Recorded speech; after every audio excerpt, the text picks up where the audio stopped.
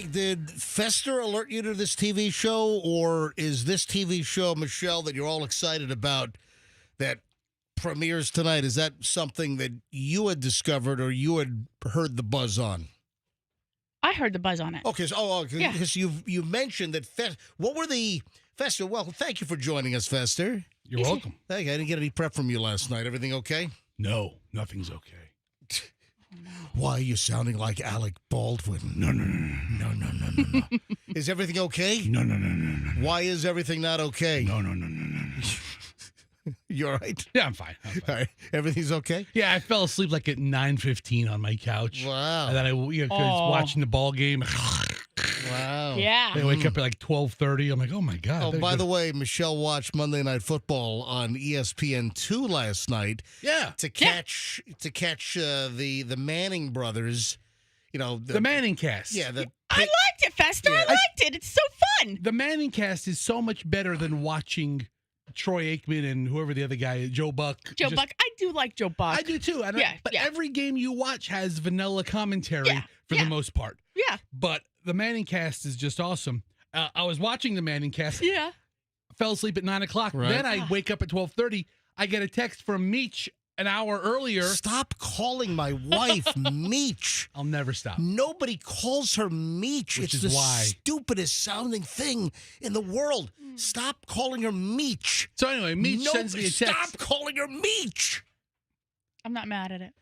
I'm mad at it. I know. I'm infuriated by it. It just sounds stupid. So I low-key flirt with everybody's wife just to make the husbands a little pissed. Everybody. So I had already seen, because they've been doing this for, a couple of years? I think 2 seasons. Yeah. It's been a couple of years. I saw it a couple of times. I checked it out.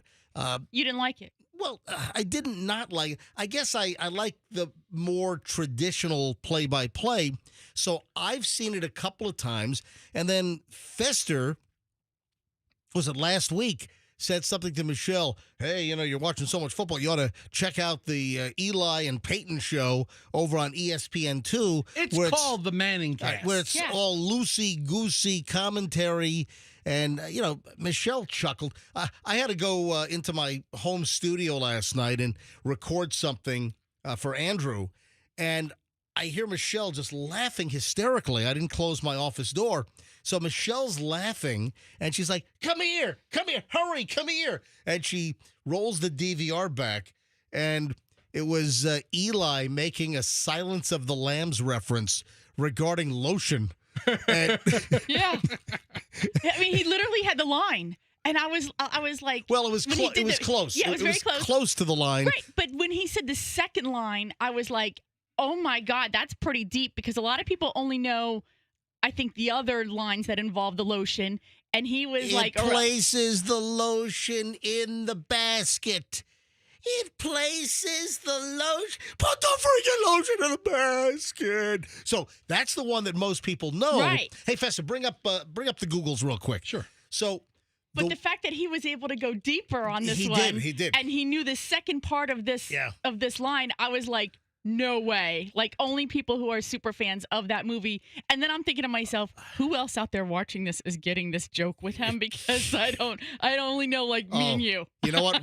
We can't play it because I don't know where all the F-bombs are. But the Eli Manning reference on their little football cast last night, the Silence of the Lambs reference was regarding the lotion, where the senator's daughter, Catherine, wouldn't put the lotion on, when she was dropping it down, when James Gum, Buffalo Bill, was.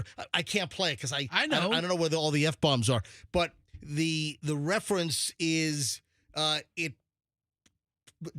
you don't do something, you'll get the hose. And it. Yeah. Remember, she never was referred to by her name, right. To dehumanize her.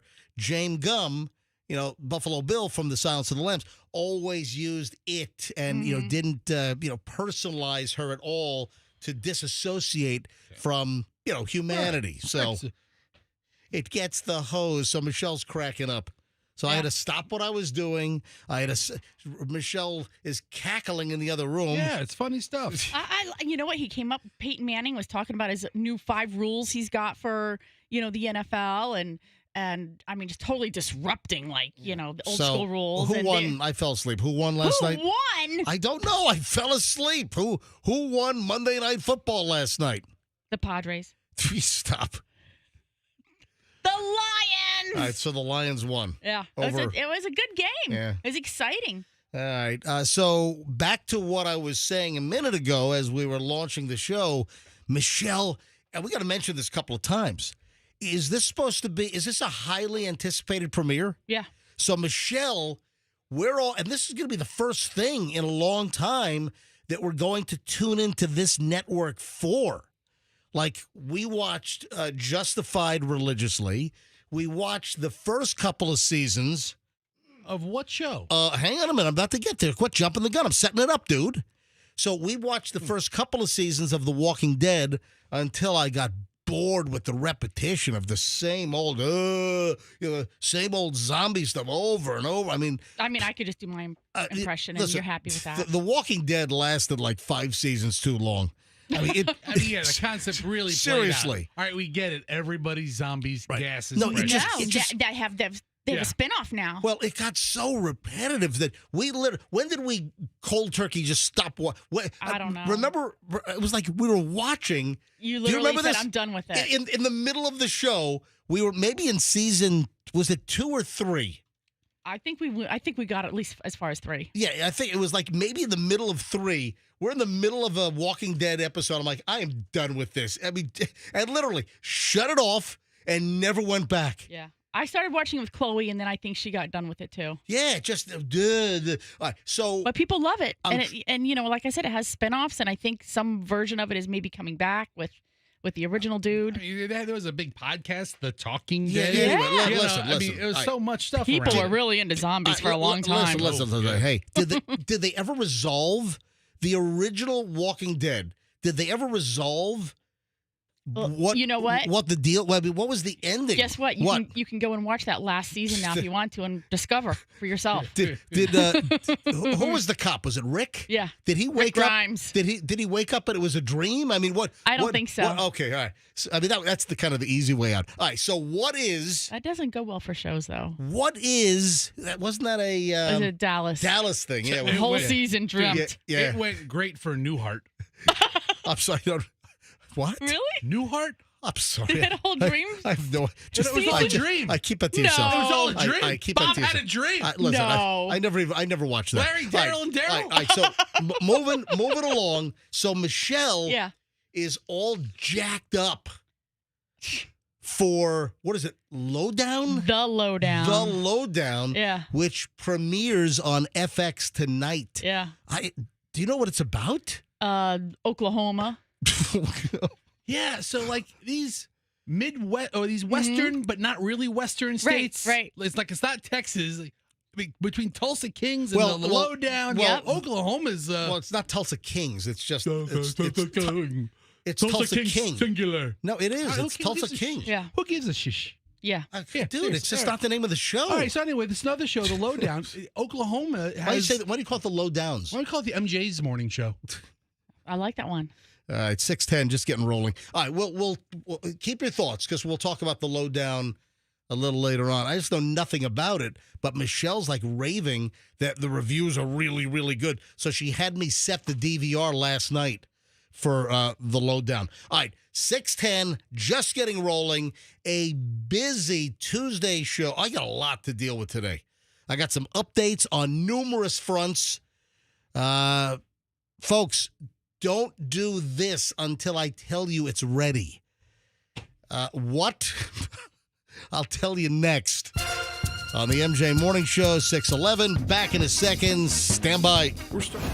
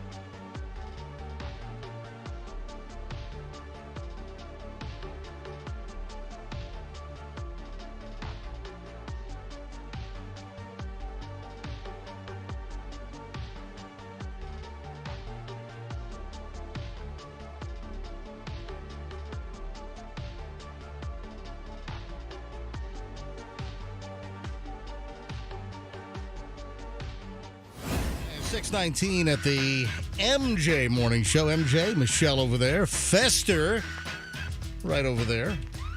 People keep asking what's the story with the new studio. I think we could make the move to the new studio later this week, or certainly first of next week. Hey, Andrew, when are you out? Let me turn the bumper music down. Andrew, when are you actually out? Can you give me your days that you're gone and we have a fill-in executive producer or a co-producer or whatever the hell we're going to call him? Just a guy who presses some buttons for us, really. So what days are you out this week? I am out Friday and then Monday and Tuesday of next week, and you'll have a Hoppy in here. Okay, so Hoppy's going to fill in for you. All right, so you're out Friday, Monday, Tuesday. So I'm wondering, do you think we ought to hold off to move to the new studio until you're back? I'm kind of leaning in that direction, that we ought to probably push it off until next week. I'm fine with that. In that case, I may take off another week. Oh, shut up. Stop. Approved, Andrew. Please stop. That's the funniest thing you said all year. All right. So what are people asking about incessantly? It's not ready yet. It's close. I'll get into a little more detail on this, but the MJ special vanilla flavor is not available yet at Small Batch Creamery in St. Pete. I demoed the latest version, and it's getting close. I'm making some more adjustments. Folks, I'm not going to sell any ice cream before it's time. In fact, I got to mention this twice this morning because, Michelle, Alfred, who owns Small Batch Creamery on 4th Street, he was waiting in the lobby. When we got off the air yesterday, he was in the lobby as we were leaving the studio to go work out. Listen to this. So I have a giant scoop of vanilla ice cream just prior to going to work out at X-Force Body yesterday. Yeah, listen. Yeah. Gave you something to work off. Oh, yeah. I told them, give him a double workout. So Alfred brings the latest iteration of the vanilla. Now, keep in mind, the flavor profile has got to be perfect. I will sell no ice cream before it's time. And interestingly, we made the exact... I went there. This is like, 3 weeks ago. I went to Small Batch Creamery on a Saturday afternoon, Michelle? I think it was a Saturday, like 1 o'clock. And I made the exact recipe that I make at home. And the difference between my semi-pro Italian ice cream machine and his large professional grade batch freezer ice cream machine, it's really unbelievable how it changed the flavor and the texture was different as well.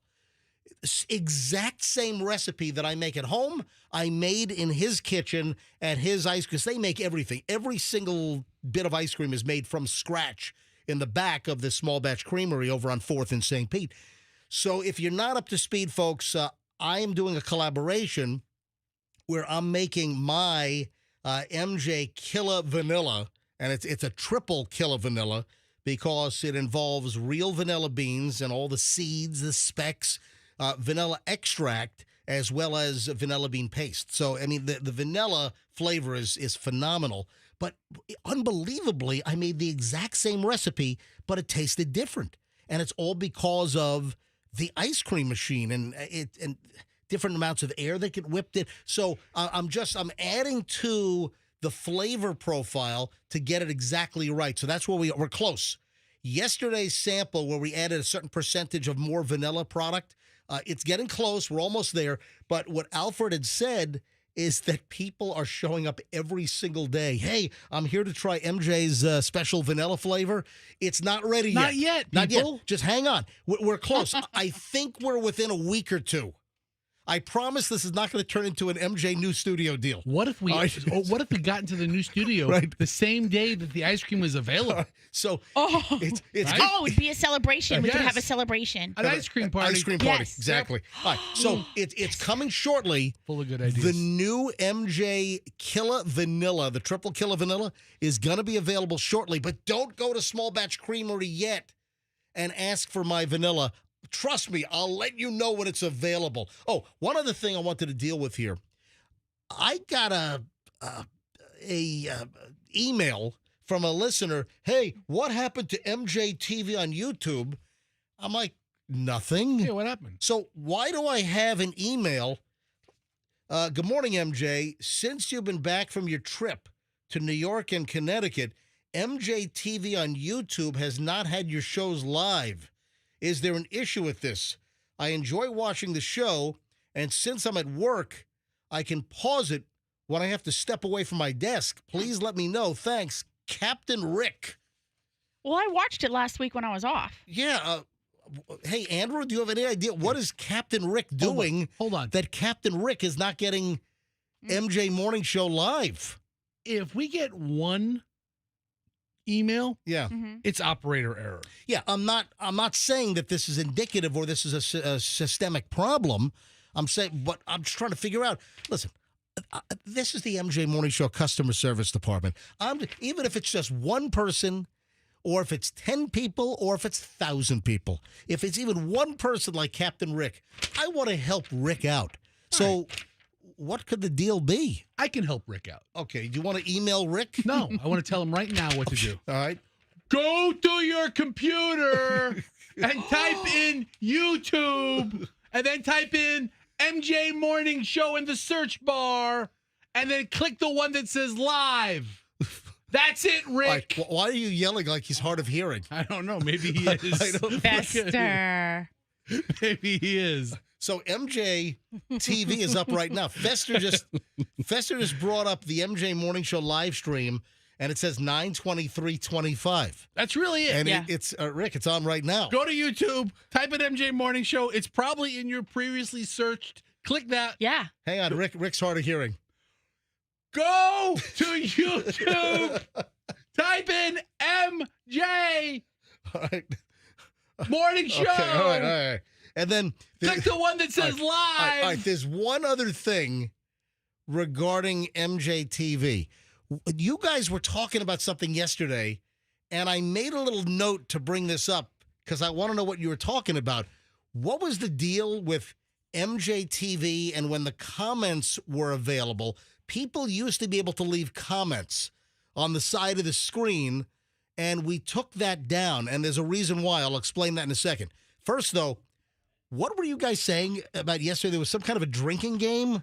So, what was Andrew told me. Andrew, turn your microphone on. So there was a drinking game involving MJTV, our live stream, which is on YouTube, folks. Yes. What was the drinking game about? The drinking game was every time you called Michelle, drink. Oh, so whenever I called when at home, when Michelle was sleeping, whenever I would call Michelle live on the show, the drinking game was take a drink. Yes. Gotcha. All right. Well, what are they doing now? If sobering up, probably. No. Or they're drinking nonstop since Michelle's in the studio most of the time now. Hopefully they're taking a drink every time I talk. Yeah. Oh, so the other thing regarding the comments, so why are the comments gone? You really want to know why? Why are the comments gone? All right. So we took them down a couple of years ago, I think. It's been a while. It's been a while, but we got put in a situation. Professor, what are you drunk over there? No, you I'm playing the Michelle drinking game right now. That's what it sounds like. That's right. All right. So the deal is we took the comments down where people could do a running commentary live, and the comments appeared to the right of the screen, that scroll. Mm-hmm. We took them down because we were infiltrated by porn bots. Oh, what's wrong with that? And I said, well, I want to leave the comments up. Good comments, bad comments. Yeah, warts and all. I mean, whatever. Put it out there. Yep. I have no issue with the comments, except we were getting hit with porn spam bots and links to porn and who made the decision to take it down? Andrew, do you remember what the story was there? That may have been Buck. So when Buck worked in our building, he made the executive decision. I think it went through corporate. Okay. Because, it's their products, better or worse, and they didn't want all these listeners exposed to, hey, big boy, click here for a good time, or whatever. Follow my Instagram. Yeah, but some of it was like X-rated. Yeah, all of it was. But I'm talking about even the language. Oh, yeah. Even the language. It wasn't like, hey, you want to see a hot babe, whatever, click here. It was like explicit language. The sentences that were being put up were like very explicit, describing things, and it was. That's so weird because when I visit other website or other YouTube presentations, and they have comments on, I always read the comments. I never see anything like that. You know what we ought to do? Hey, Andrew, you know what? Breaking news right now here on the MJ Morning Show. No, you're not going to do it. I'm going to do it. No. Andrew, do you know how to do it? Does this have to be done at corporate, or do you have access? If you wanted to, could you put the comments back on? This is a test. I'm not sure. This is only a test. And it may require me doing it when it's not actually running. Oh. Yeah, I mean, it might be channel settings that we usually don't have access to. Andrew, could you investigate? I know you have a lot on your plate today, but if you could investigate, I would highly appreciate that. Because, I'm not opposed to it. In fact, I'm authorizing it. Let's do a test. This is a test. This is only a test. Let's put the comments back on and see if the porn bots immediately infiltrate again.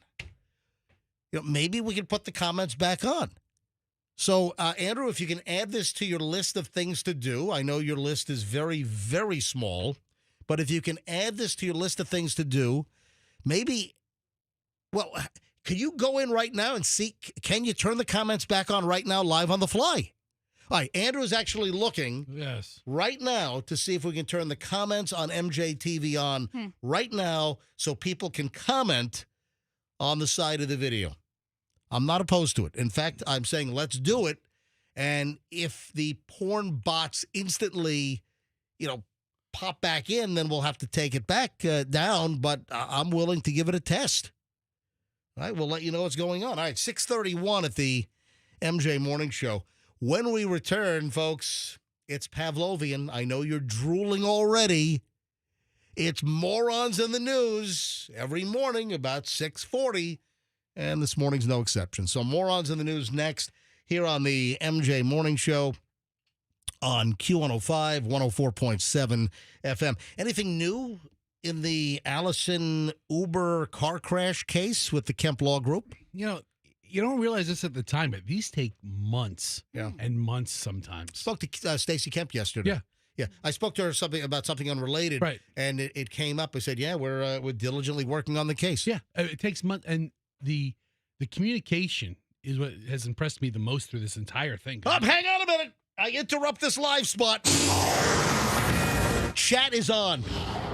All right, we put the comments, and the chat has been reinstalled on MJTV. I bring it up. Hold on. Oh, we're in a commercial break. Andrew, we're supposed to. The live spot's supposed to be on. Andrew, why is my live spot not on MJTV right now? That's the wrong day. Oh, it's the wrong day. It is. It's the wrong day. Dude, can you bring up the live stream? I didn't know I was doing it. I pulled out of it. Bring up the live stream. Hold on. Is this the live stream? No, I got to go back to it. Dude, how tough is it to bring up our live stream? It's right here, but it's a couple of steps. All right, the comments are back. All right, hang on a minute. There's you. Hold on. There's you talking about your live stream. All right, let me bring up the audio. Let me hear this. I was doing it. I pulled out of it. Bring up the live stream. Hold on. Is this the live stream? No, I got to go back to it. Dude, all right, so that's the delay because there's a little bit of a delay. All right, so the comment box is up, and I don't see people leaving comments yet. Well, it takes everything takes a second. Oh, I know. All right, so folks, comments are turned off. If you're, hold on, it says that. Like I'm reading the page. Refresh it. Andrew says refresh. Refresh. Go ahead and refresh. Refresh like Febreze it. All right, and comments are turned off. Yeah, it says comments are turned off. Learn more. Oh, wait a minute. No. Go back. They're commenting. No, it is. I see. Dude, did you see? Now look at the right. The comments are there. Oh, they're over there. We are back. Oh, they're live comments, not comments on the video. No, the live comments are back on the right side of the screen. Okay, great. All right, so comments are back, and we'll leave comments up as long as the porn spam bots don't start attacking us again. All right, this is breaking news, folks. All right, let me get back to the Kemp Law spot. Yeah, right. All right, so I was speaking to Stacey Kemp yesterday about something completely unrelated, working on a project. And so what's the latest on Allison getting rear-ended by the Uber? It's in the throes of legalism. I mean, the back and forth between these, which I don't have to worry about. Yeah. Which I am not involved in on a daily basis because I know that they're taking care of everything. Do you guys know the name of the passenger that was in the Uber when the Uber rear-ended your wife in downtown Tampa? Because all he did was get out of the car and start walking toward the Ice Palace. Yeah. Wow. So back then it was Amelie. I don't think they had announced the name change yet, right? They announced the name change like a couple weeks ago. Folks, listen, the bottom line is accident or fall, you call Kemp Law. So Fester's wife was rear-ended by an Uber, and they're representing the Fester family at Kemp Law. They're going to preserve evidence. They're going to get you a recovery. If they don't get you a recovery, you don't pay a dime. Simple as that. So if you're in a car wreck, if you're in a slip and fall, you call Kemp Law. KempLaw.com and tell them MJ sent you. Traffic's on, and then Morons in the News next at 6:35. Here's Shriner. Stand by. Back in a sec.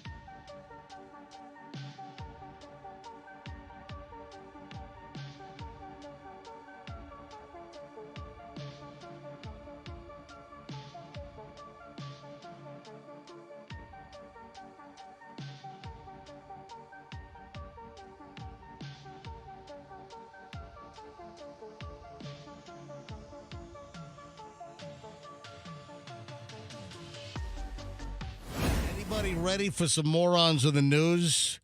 Anybody excited about some morons? Let's go. Been spending most their lives living in a moron's paradise. Been spending most their lives living in a moron's paradise. Hey, do they have slot machines in bars and convenience stores in Missouri? I didn't know this. So there are. I mean, I know in Vegas, or I should say in Nevada, I know you just pull into a gas station, or there are restaurants or bars. They have slot machines. I mean, there are casinos in Missouri. Remember there was that Harrah's? Yeah, that well, we went to. But that was a riverboat boat deal. I didn't know. Oh, here's the deal. And listen, this is why it's morons in the news, because I mean, you got to be a moron to think you're going to get away with this for an extended period of time. But I guess if you got an addiction, you got an addiction. Out of Missouri, a Northeast Missouri woman blames her felony stealing charge on her gambling addiction. According to public court records, Amber Dawn Butler, 34 years old. Oh, Amber, accused of stealing more than $3,400 in cash and merchandise from her employer, which was Macon BP. So like a BP gas station. Also, aren't a lot of the BPs turning over to Amoco again? Are they? Remember Amoco? We used to have Amocos all over the place, and then Amoco became BP, British Petroleum, and then they tried to rename it Beyond Petroleum, BP, and then we had the BP oil spill.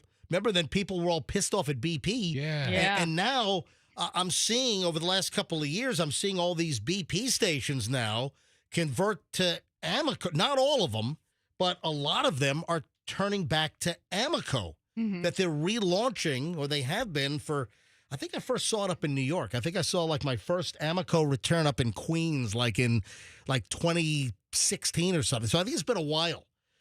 But I just didn't know they had slot machines in convenience stores in Missouri. Well, here's the deal.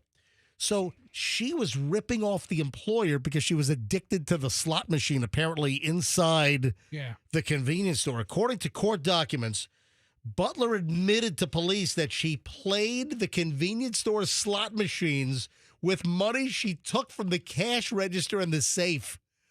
What the hell's wrong with this woman? Yeah, exactly. So I think, and there are like slot machines or gambling style machines in some really sketchy convenience stores in Florida too. No, they're not. What are you talking about? You don't hear about these busts? No. Hold on. They're not in convenience stores.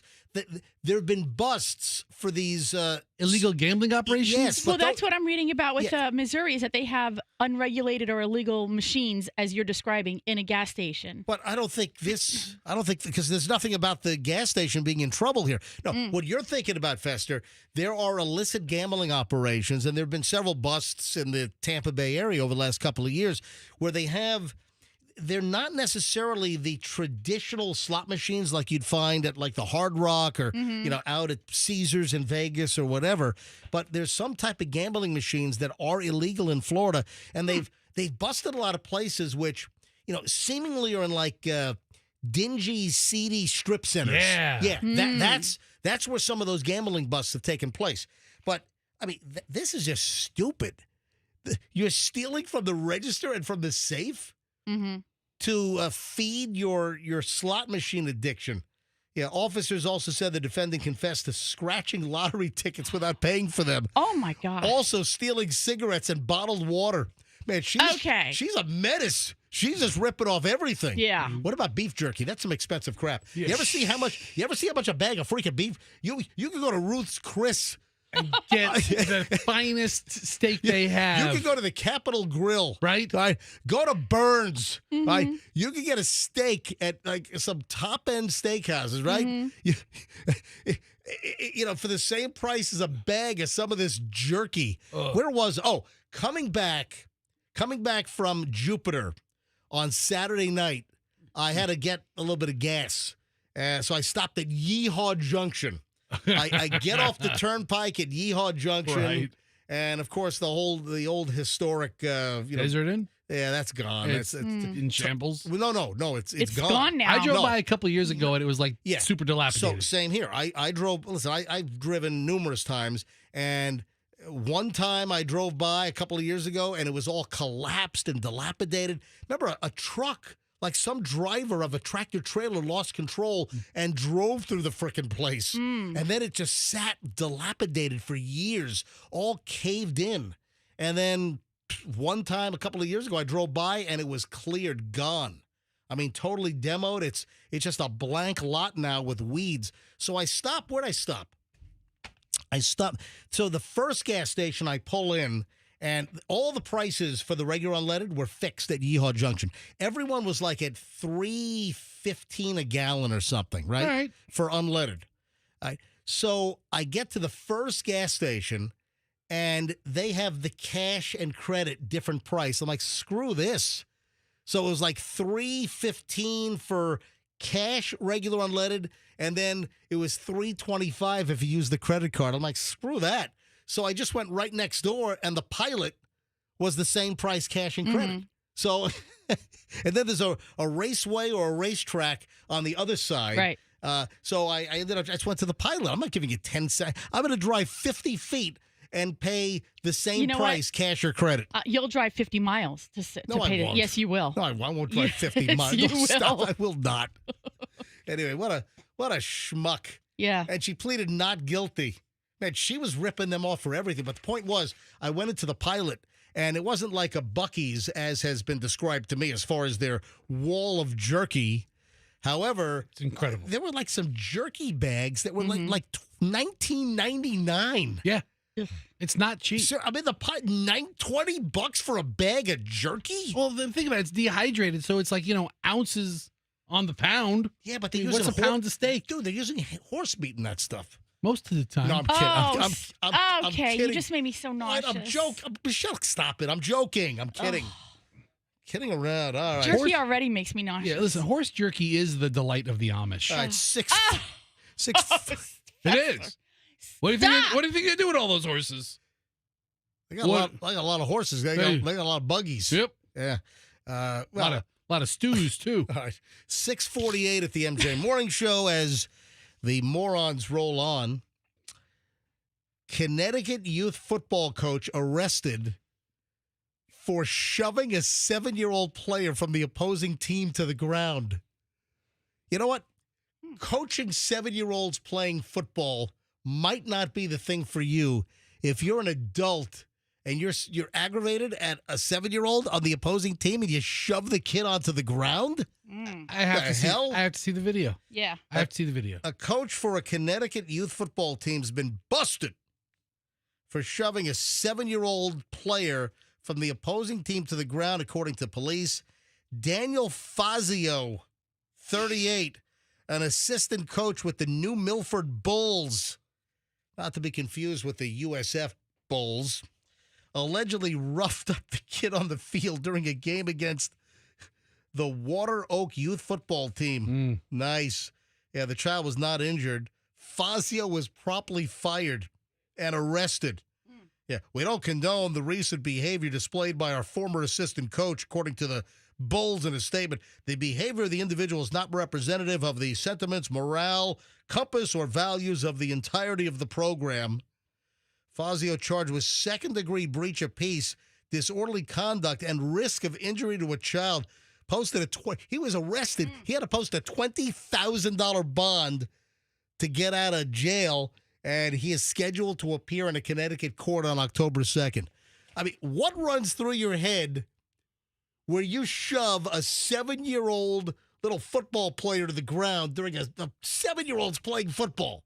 What causes a 38-year-old adult to do this? Now, the story is missing the details on... I need the video. Well, what caused this? I mean, did the 7-year-old flip the opposing coach the bird? What happened? I don't know. I mean, he's wearing the team shirt in the mugshot. I know. He has the Bulls. It does. The New Milford. The New Milford Bulls logo. It's terrible. Go Bulls. What kind of human do you have to be to shove a 7-year-old kid to the ground during a football game? Hey, Q105, the new home of New Milford Bulls football. Oh, I think he's a construction dude. What'd you find?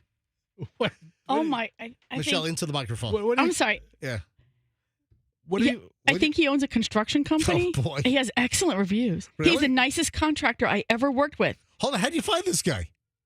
It's called Google's on the internet. Thank you. A lot of times, the kind of guys who volunteer to coach youth sports Are construction workers? are genuine. I mean, as I've dealt with a couple of youth sport coaches or jerks, but a lot of them are just really nice guys. Yeah, they have they're- normal jobs. They're in the community.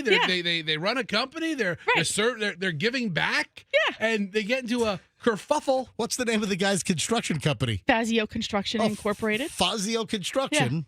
Carpentry, framing, Right. installation, deck, or porch. What kind of Google score does he have? Looks like he's a 4.7. Well, it's respectable. New Milford. I can't imagine there's another Dan Fazio. Yeah, it's the dude. All Yeah. right. So he's a construction company owner. Yeah. Are there any comments about him shoving the 7-year-old yet? Not yet. Because a lot of times, when somebody does have a company and if something happens or if a store or an establishment gets in trouble, typically then the people flood their comments on Google with like obnoxious comments. Yeah, they did a nice job on my kitchen remodel, but then they murdered my 7-year-old kid. Michelle, send me the link. I'm going to say how he built me a beautiful deck and then shoves my 7-year-old right off it. And then decked my kid. Oh. Deck the kid. Listen, look, I mean, I feel bad for the guy almost. What do you mean you feel bad? The guy shoved the 7-year-old kid. The kid's in football gear. What do you mean you feel? The kid's in football. The kid has never been more protected in his life from a shoving. Maybe he was rude. Maybe he was disrespectful. Yeah, maybe he was like, Well, I said earlier, maybe the 7-year-old flipped him off, but still, you can't shove a 7-year-old kid to the ground. What if he's separating players? What if players are like in a scrum? Yeah. And he's like, pulling kids, and he pulls one, and the kid falls and belly aches and bitches and complains. Yeah, it is. Now this contractor. 6:53 at the MJ Morning Show. When we get back, I wanted to do this yesterday, but I forgot. I promise. First thing up, I'm also going to tell you what not to do if you're a preschool teacher. So if we have any teachers on the way to the job today, I'm going to tell you what not to do if you're a preschool teacher. If you're going to say shove 7-year-olds. All right, this could be, don't do that. I want to know if you think this is worse. All right. So if you're into job security as a preschool teacher, I would advise against doing this. What? I'll tell you next. And a whole lot more on the MJ Morning Show on Q105, 104.7 FM. Air conditioning is a wonderful thing. Didn't Michael Bolton do a song? Air conditioning's a wonderful thing. Remember that? Yeah. Yeah, that was a song. That was a Michael Bolton song. You went on like a tour with that song. Air conditioning's a wonderful thing. Yeah. All right, so AC is great when it works, but if it got hot yesterday. We were getting like some cooler mornings and days, and then yesterday it just seemed to be freaking blazing. So yesterday would have been a bad day for your air conditioning to quit. But if it does, the remedy is quick. You call Plan B Air Conditioning. So who do MJ, who does the MJ Morning Show recommend if you need a great, reliable air conditioning company? None other than Plan B Air Conditioning.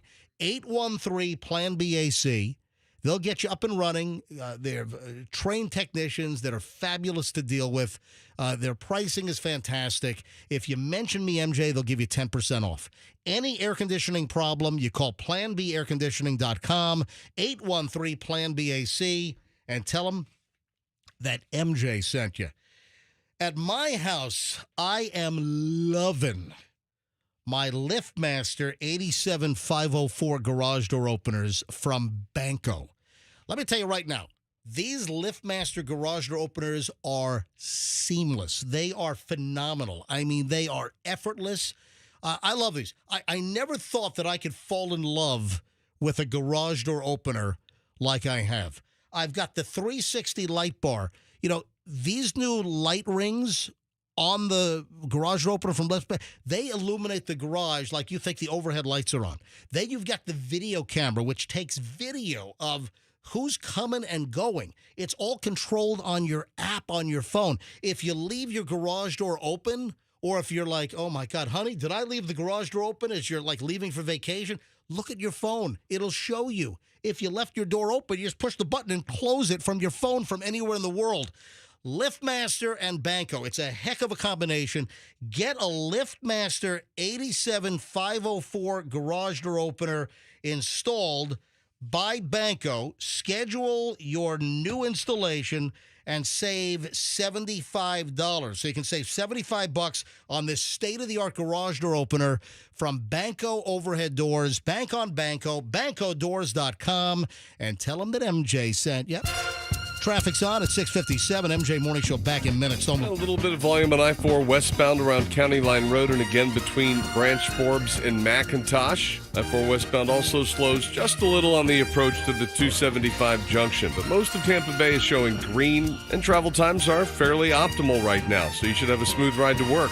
Be safe and have a great day. Keeping you updated, I'm Schreiner. Traffic brought to you by the Aggressive Attorneys, Winters and Yonker.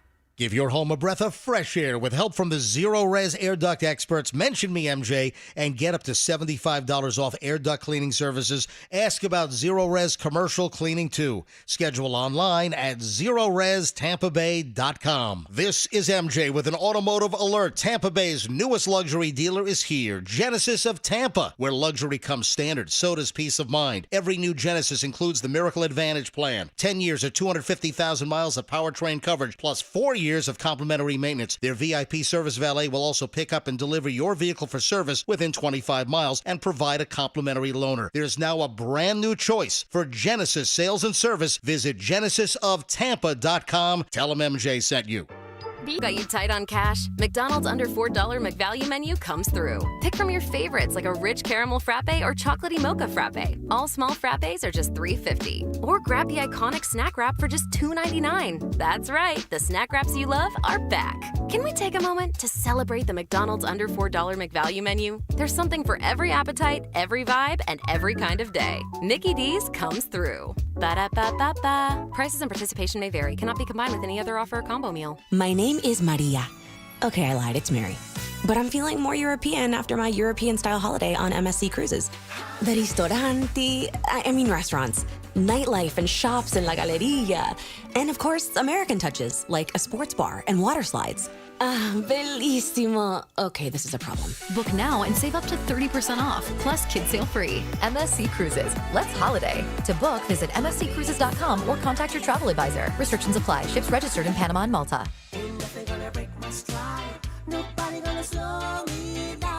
Don't let pneumococcal pneumonia break your stride. If you're 50 or older, you're at increased risk. So be proactive with Capvaxive pneumococcal 21-valent conjugate vaccine to help protect against invasive pneumococcal disease and pneumonia caused by certain types of pneumococcal bacteria. Capvaxive helps protect against the strains of bacteria that cause about 30% more IPD cases than any other pneumococcal conjugate vaccine in adults over 50, according to national-level CDC stats. Regional variations may exist. Don't get Capvaxive if you're allergic to the vaccine or its ingredients. Tell your doctor if you have a weakened immune system. Common side effects include injection site reactions, feeling tired, headache, muscle aches, and fever. Capvaxive does not protect against all strains. For more information, call 1-800-927-8888 or visit capvaxive.com. Ask your doctor or pharmacist about Capvaxive. Need help paying for your Merck vaccine? Visit merckhelps.com. Sponsored by Merck. An itch that changes place every time I try to scratch.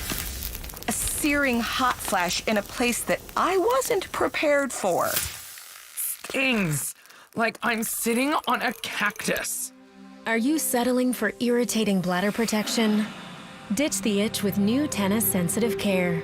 With its 5-in-1 skin comfort formula, keep dry and up to 100% irritation-free. Ditch the itch and switch to Tena. And now, we want to mix in the heavy cream. Uh-oh? Don't influencers usually know what they're doing? Stop recording and open a window. Maybe you should be influencing your followers to buy smoke alarms.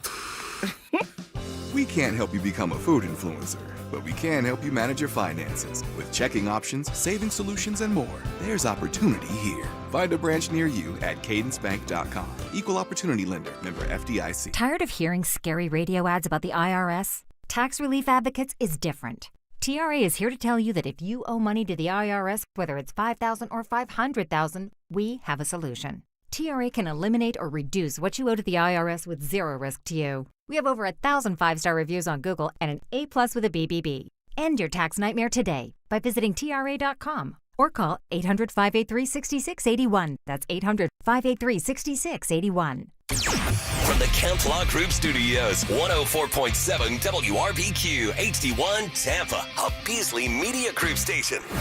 Please note, by listening to MJ. Side effects can include dizziness, high blood pressure, manic episodes, serious eye problems, and dizziness can occur. Headache, diarrhea, feeling sleepy, dry mouth, sexual function problems, and excessive sweating. Serious allergic reactions can occur. Report all medicines you take to avoid a life-threatening condition.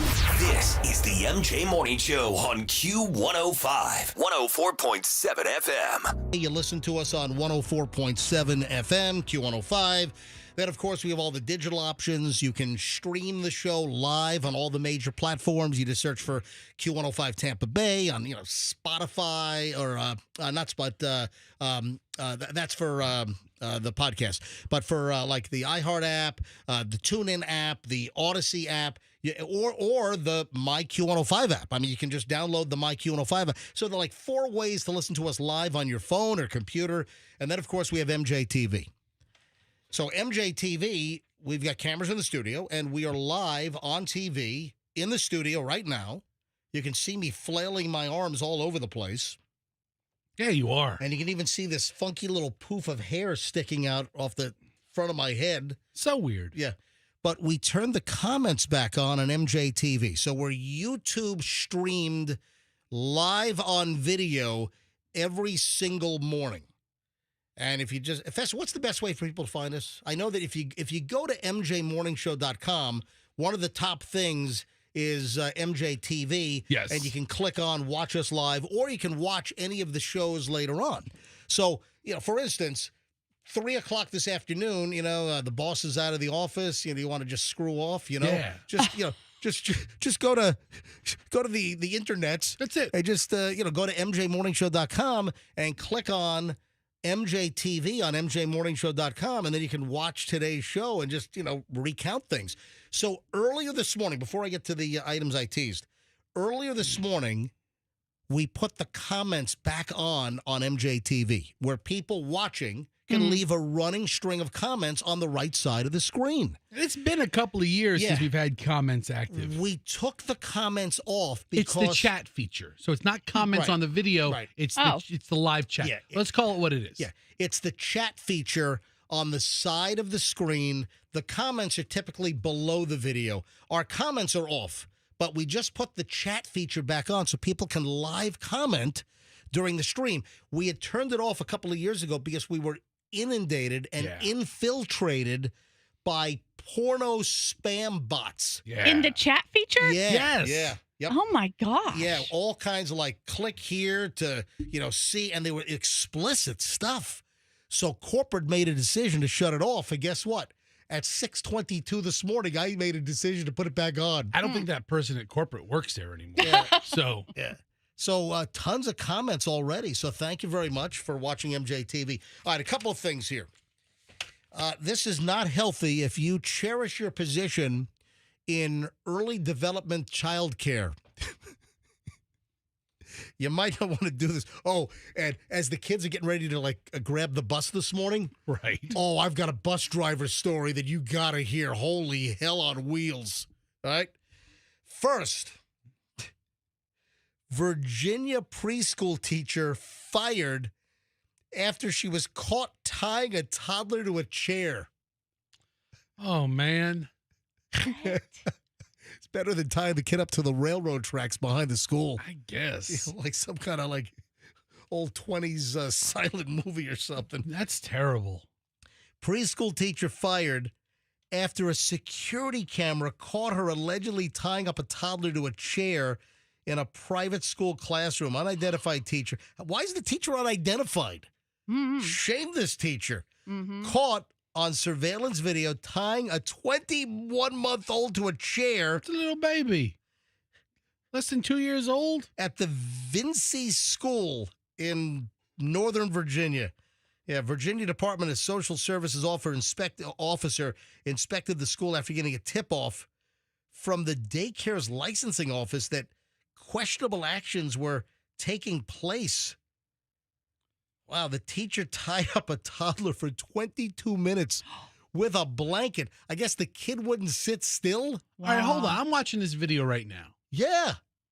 It's not like the kid is bound and like it's in a hostage. The kid wasn't gagged or duct tape wasn't put on the kid's mouth. Let's talk about the whole thing. When you say you tie somebody to a chair. Dude, the kid is tied to a chair with a blanket to keep the kid from moving around. Or falling out. Hold on. Now that I see the video, it almost looks reasonable because the 2-year-old, if she toddles out of the chair, hits her head. Right. The arms are free. So now you're making excuses for a worker tying a kid to a chair. A high chair keeps the child contained and safe. So, the little chair, if the toddler festers right, if they fall over, they're going to bang their head. Michelle, you can't compare the confines of an actual high chair, which is multi-sided. Right. You can't compare that to a teacher at a preschool taking a blanket and tying the kid to the back of the chair. What if they're teaching kids how to sit in regular chairs and get out of the high chair and she put a blanket around the waist? She's not tying it up to where the kid can't move and the kid's crying and screaming and help mommy, let me out. That's not the case. And it doesn't appear to be like a disciplinary tactic, like, for 22 minutes the kid has to sit tied. There's 3 kids at the table here. They're eating. I can't believe you guys are defending this. I'm just not so sure about the facts. I can't believe we're opposing a defense in America. Right, I'll tell you what, Michelle. Yeah. Let's roll the clock back. Yeah. And let's hire her to watch our kids circa 2004. Yeah. And if your kid doesn't fall out of the chair, teacher did a pretty good job. Right. I mean, if the kid is a wiggle worm and then, a wiggle worm. So, I mean... Yeah, it just does not seem to be as egregious. Like you're like, tied to a chair. It's like tied to a chair and put in timeout somewhere for 22 minutes. But if they're trying, they all look like they're eating. All right, we even said it's better than the railroad tracks. Tell me if you find this bad. All right, go. Fed up bus driver. Yeah.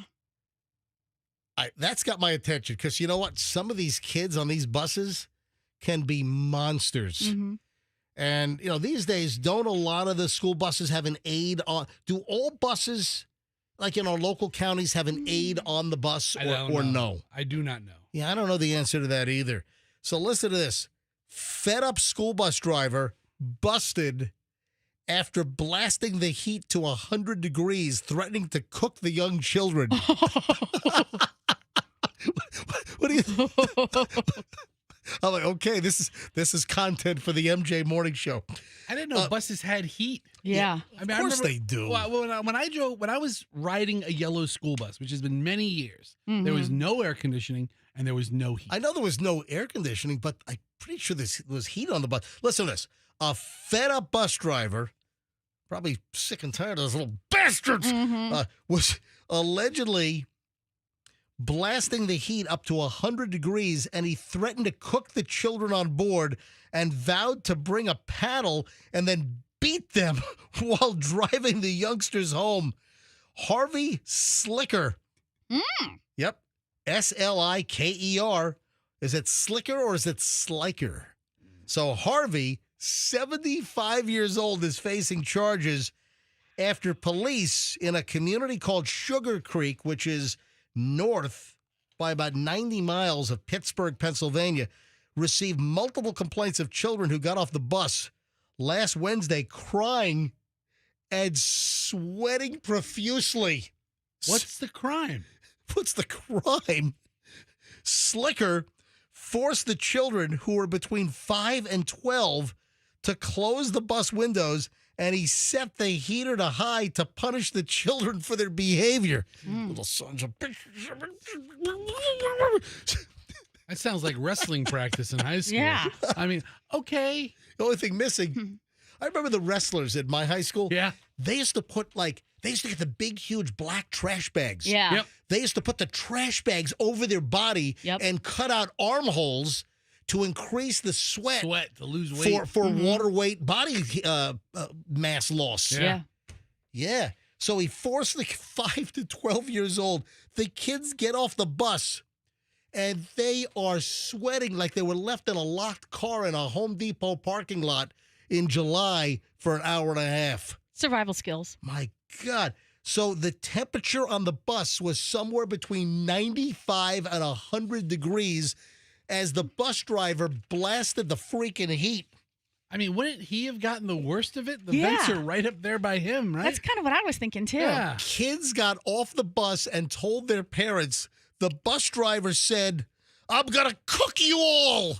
It's like Hansel and Gretel. Yeah, It is. That does sound awfully wicked witchy, right? Yeah. He said, All quote, right. "I'm going to cook you all." You little snots. I'm cooking you all like a roast. This person shouldn't be a bus driver. The Valley Grove School District confirmed to television station KDKA Pittsburgh the driver cranked up the heat as a disciplinary action. Yeah, the bus contractor immediately replaced the driver. Yeah, good move there. We take the safety of our students and school community very seriously, and we appreciate the parents who reached out. Hello?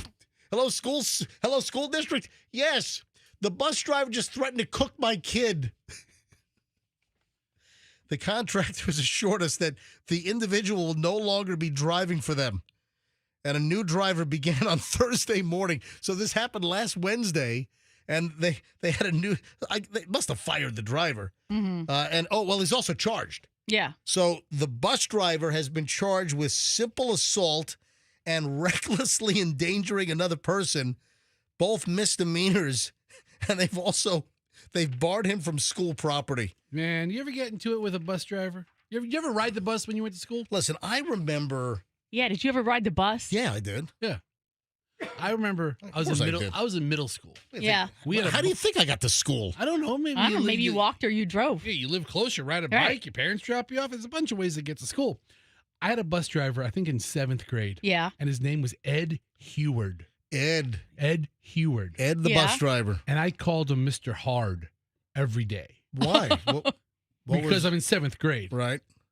But Mr. Heward? Mr. Heward, H-U-A-R-D. So you thought that was funny? I thought it was hysterical. Okay. All right. H-U-A-R-D. I think one day, because he had the nameplate where you had to put the letters in. Uh-huh. And the U fell off. Yeah. And the Heward was actually hard. Oh, so it's H-U-A-R-D. Right. The Heward. Wait a minute. His name was Mr. Heward. He had individual letters that slid in? Yeah, because the new bus driver puts their name up there, right? So it said Ed Heward, right? Right. But the U fell off. So it was Ed Hard. Right. So I called him Mr. Hard for weeks. And it's Heward. Oh, he was so angry. My name's not. And I got called to the office to not call my bus driver Mr. Hard. Oh, my gosh. And I had to point out that the U is missing from his name. So that was your excuse, that you thought his name was Mr. Hard? I took my vice principal onto the bus and showed him the missing U. Oh, my gosh. Okay, case dismissed. And he knew I was doing it to be a button pusher. Right. I was a jerk even in 7th grade. But Mr. Hard, he hated me. Oh. Yeah, he had to pick me up, drop me off a couple blocks off from the house. But thank you, Mr. Hard. Huh. I didn't say it like, thank you, Mr. Hard. I really emphasized hard. And he took it personally. Does anyone listening think the world is going to end today? Do you know, you've seen this, right? So today, Tuesday, the 23rd of September, there are people that believe that today is the end of the world. There are reports, there are social media videos that are circulating that people are quitting their jobs, selling their cars, because they think the world ends today, that the rapture, the Blondie song, people think the rapture is today. You know what? Yes, Andrew. Turn your If mic they on. think it's going to end today, why bother quitting and selling their car? What's that going to change? Yeah. That's a good point. You know what? I don't know if everybody doesn't get taken in the rapture. I'm just going to try this. All those little devil worshippers can enjoy my car when I'm gone. So, right? That's how that works, right? I'm going to try this. It's not the end of the world. It's the rapture. I've got a couple of minutes here. I'm going to try this. Does anyone listening... let me go on record. I don't think the world is ending today. I think that we will be here tomorrow, Wednesday the 24th.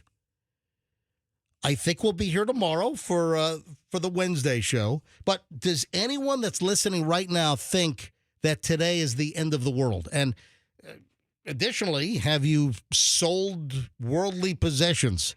Have you quit your job? This popped up, a reel or two popped up on my Instagram feed. I'm seeing stories that this is all over the TikTok. Anybody? 800, I don't know if the phones are going to ring on this. 800-990-1047. 800-990-1047. Do you think the world is going to end today? And also, you know what? Let me expand this. Do you know anybody? This might be better to get calls. Okay, that's a little broader. Do you know anyone that thinks that the world is ending today?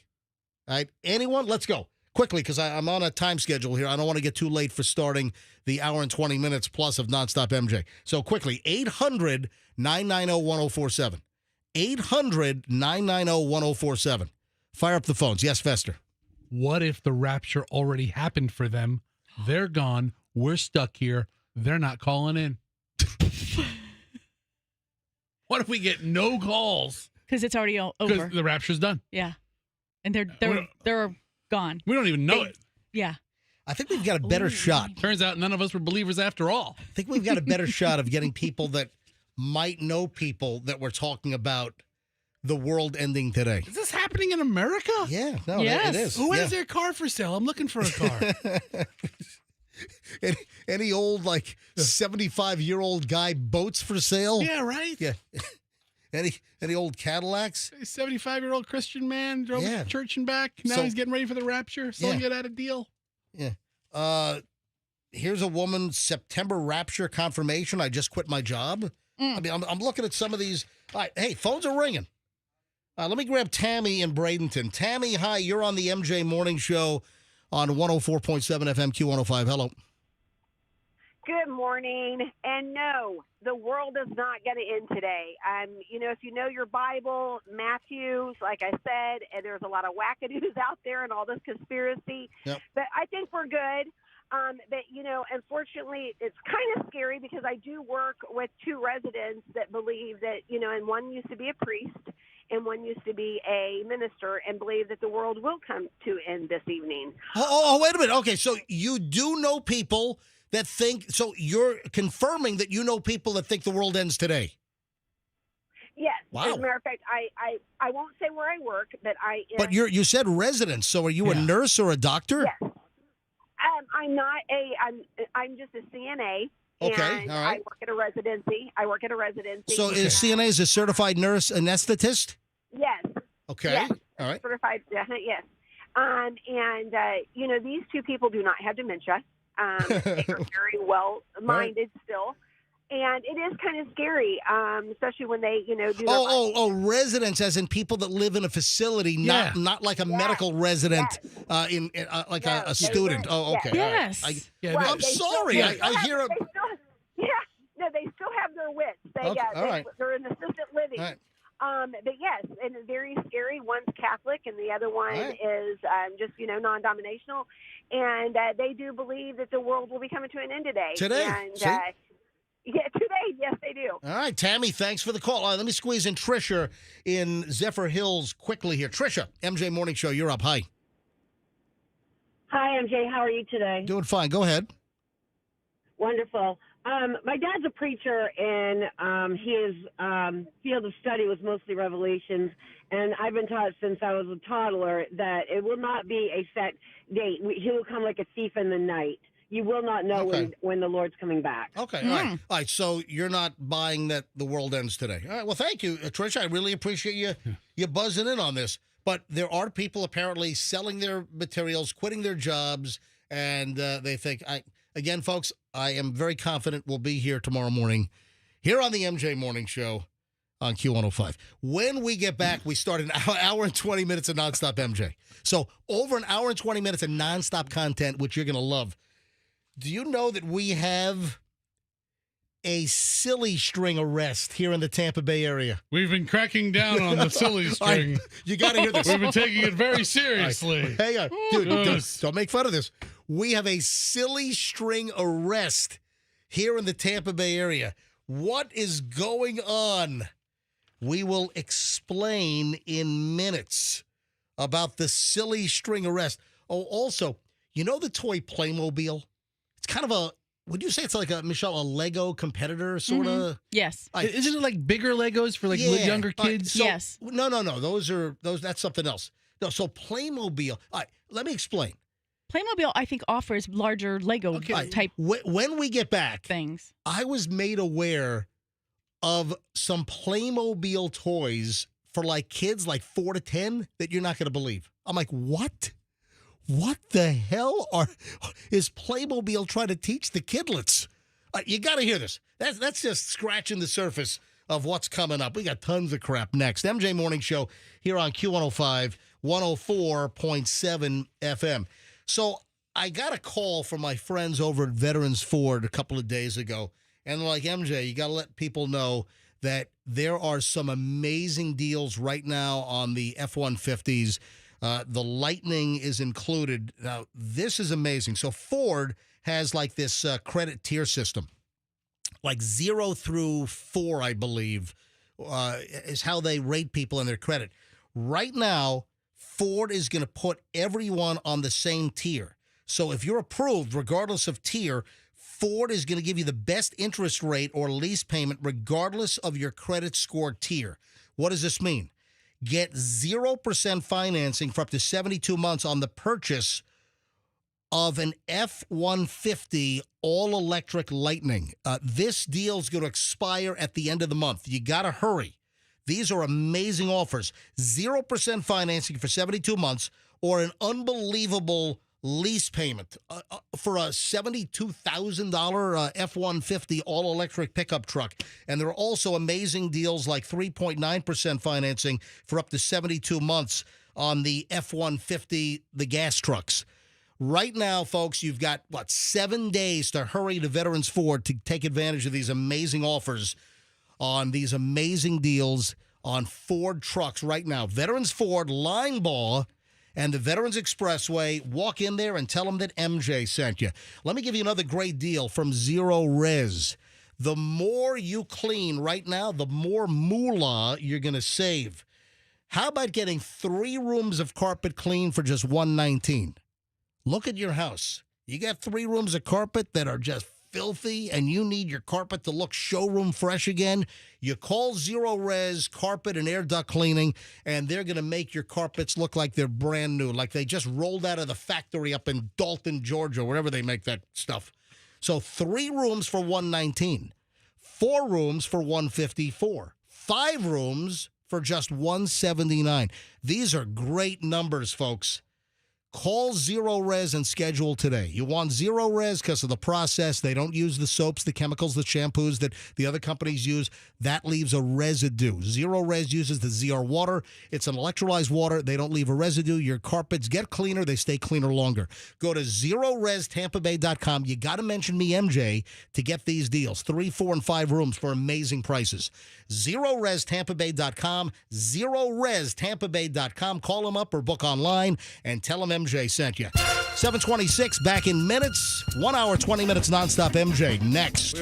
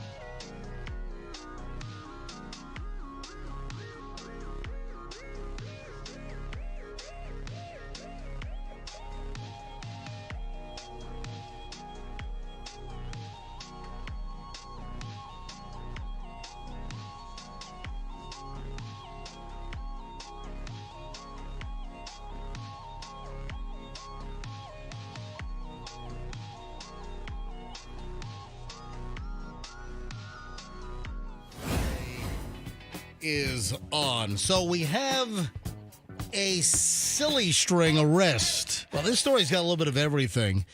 I don't see silly string as much as I used to. Also there was the knockoff silly string, and that crap stained stuff. Do you remember that? That was terrible. You had the original silly string that was always fun when you were a kid, and then there were knockoff versions, and man, that would like stain the fabric on the couch, stain your clothes. It was like they put like that string crap in like a can of WD-40 or something. You know what I'm talking about? I do. And the cheap ones, silly string is one of those items you don't want to cheap out on. Mm-mm. I agree. Yeah. I think that's profound. You want the premium product. Yeah, you're right. Yeah. Certain things you want to stick with the brand name. Yeah. And not the generic. That's one. Well, I don't know if this was generic or if this was the actual silly. Dude, what are you looking? Fester's staring at the ceiling. So what are you doing? You're distracting the F out of me. Years ago now, because we've been here 5 years. Right. Mm-hmm. What? Skrizzle. Froggy's character Skrizzle busted out silly string. Over there. And we torched Dude, the it's right studio. there. Yeah. Look, it's right. See it, Michelle, that tile next to the light? It's right above the Froggy Memorial seat. Yeah. See the pink silly string still hanging? Oh, yeah. Huh? We covered. Right there. Yeah, we covered the studio in silly string. Oh, God.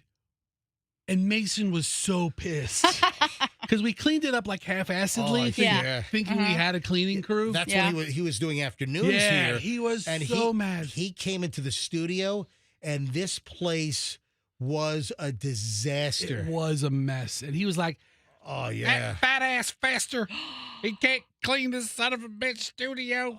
No, seriously. He was livid. And you know what? And rightfully so. Rightfully so. Rightfully so. Yes. Mason had so he comes on the air and, Mason Dixon, Q105. Son of a bitch! What's going on in here? Who the hell plays this place?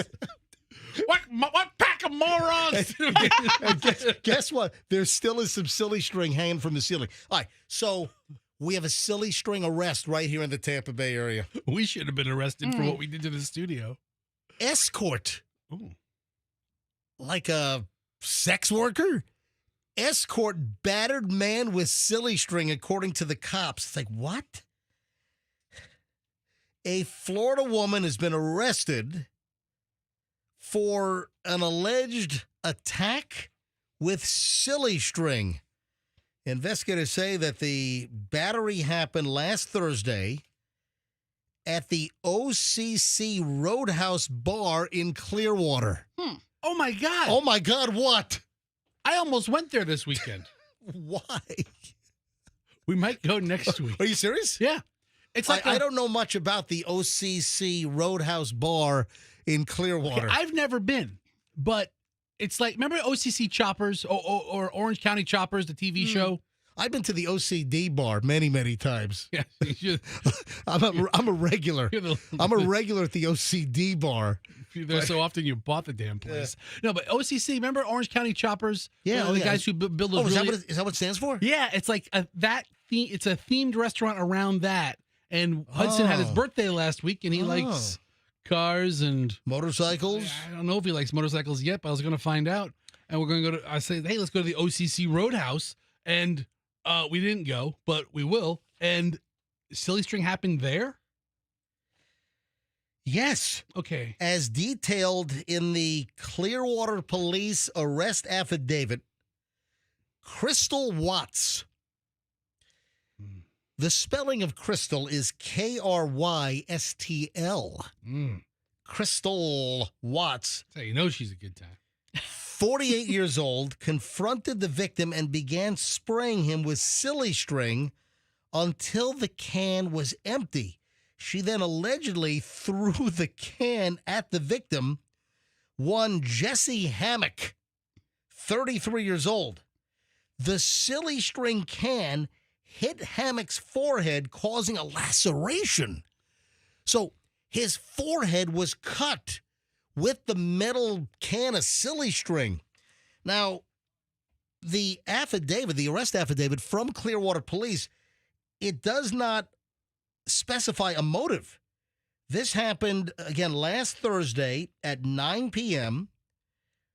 We don't know all the details here. Were they having a party or something? Was she working? So Mr. Hammock is a masonry contractor. Does anyone know Jesse Hammock, 33 of Clearwater, I would imagine? How's he doing? Did he need stitches for the laceration on his forehead because of the can of silly string being hurled at him? So this Crystal Watts... All the headlines say Florida escort arrested. Well, was she working at that time? Let me give you some more information. So this Crystal Watts was arrested. She spent the night in the Pinellas County Jail. She was freed the next morning, Friday morning last week, on a $1,000 bond. The phone number listed for Crystal's contact information in the court records turns up on an escort website that includes a variety of explicit photos of Watts, who's identified as Taylor. Is that her stage name? So you go from Crystal with a K to Taylor? Okay. A recent post notes that Taylor is back in the saddle and ready to ride. Wow. The online ad describes services provided and lists the escort's age, 48, and location as Clearwater, Tampa, and St. Petersburg. But we are missing so many pieces. Yeah. Why does this woman purported to be an adult entertainer, an escort? Why was she at the OCC Roadhouse bar with a can of silly string? What happened between her and this Jesse Hammock guy? I mean, I've got a lot of questions. I need answers. To anyone listening, do you know Crystal Watts or Taylor? Yeah, little Tay. Oh, we'll call her Tay-Tay. Oh, no. Tay-Tay doesn't work for this. She's like a 50-year-old hooker. I mean, let's call her Tay-Tay. This doesn't. Oh, no. I'm looking at her mugshot. I'm going to call her Tay-Nay. Tay-Nay. She looks like a Skinny Ellen kind of thing. Oh, she does. Right? She may want to retire. Yeah. You know, her LinkedIn says that she was an account manager for Masquerade Cleaning Services. She has a LinkedIn? Oh, yeah. Is that one of those cleaning services where they masquerade? Yeah, that's what it's called. It says Masquerade Cleaning Services. That sounds like one of those cleaning services where they, do your cleaning at your house naked or something. Remember when that was the thing? By the way, I'm looking at her mugshot. She's a rough-looking 48. Does she clean the toilets? I don't want to see that lower 48, I'll tell you right now. Okay. That's a good one. That's hysterical. That's a good one. Yep. What's so funny about it is you have to know your geography to get the joke. Yeah, that'd be the contiguous United States. The lower 48. Yeah, the lower 48. Lower 48. Contiguous states. I don't want to see I don't want to see anything contiguous on her either. Yeah. Because Alaska's not contiguous. No. Because it's not connected. We all... And, of course, Hawaii is... Geography minors all got the joke. And if Puerto Rico becomes the 51st state ever, that would not be contiguous either. So, all right, I got to know more about Tay-Tay. All right, so you guys, what time is it? 7:39. 7:39 at the MJ Morning Show. Welcome, everybody. Thank you for listening to our extended segment. Every morning we launch at about 7:28, 7:27, somewhere in that vicinity.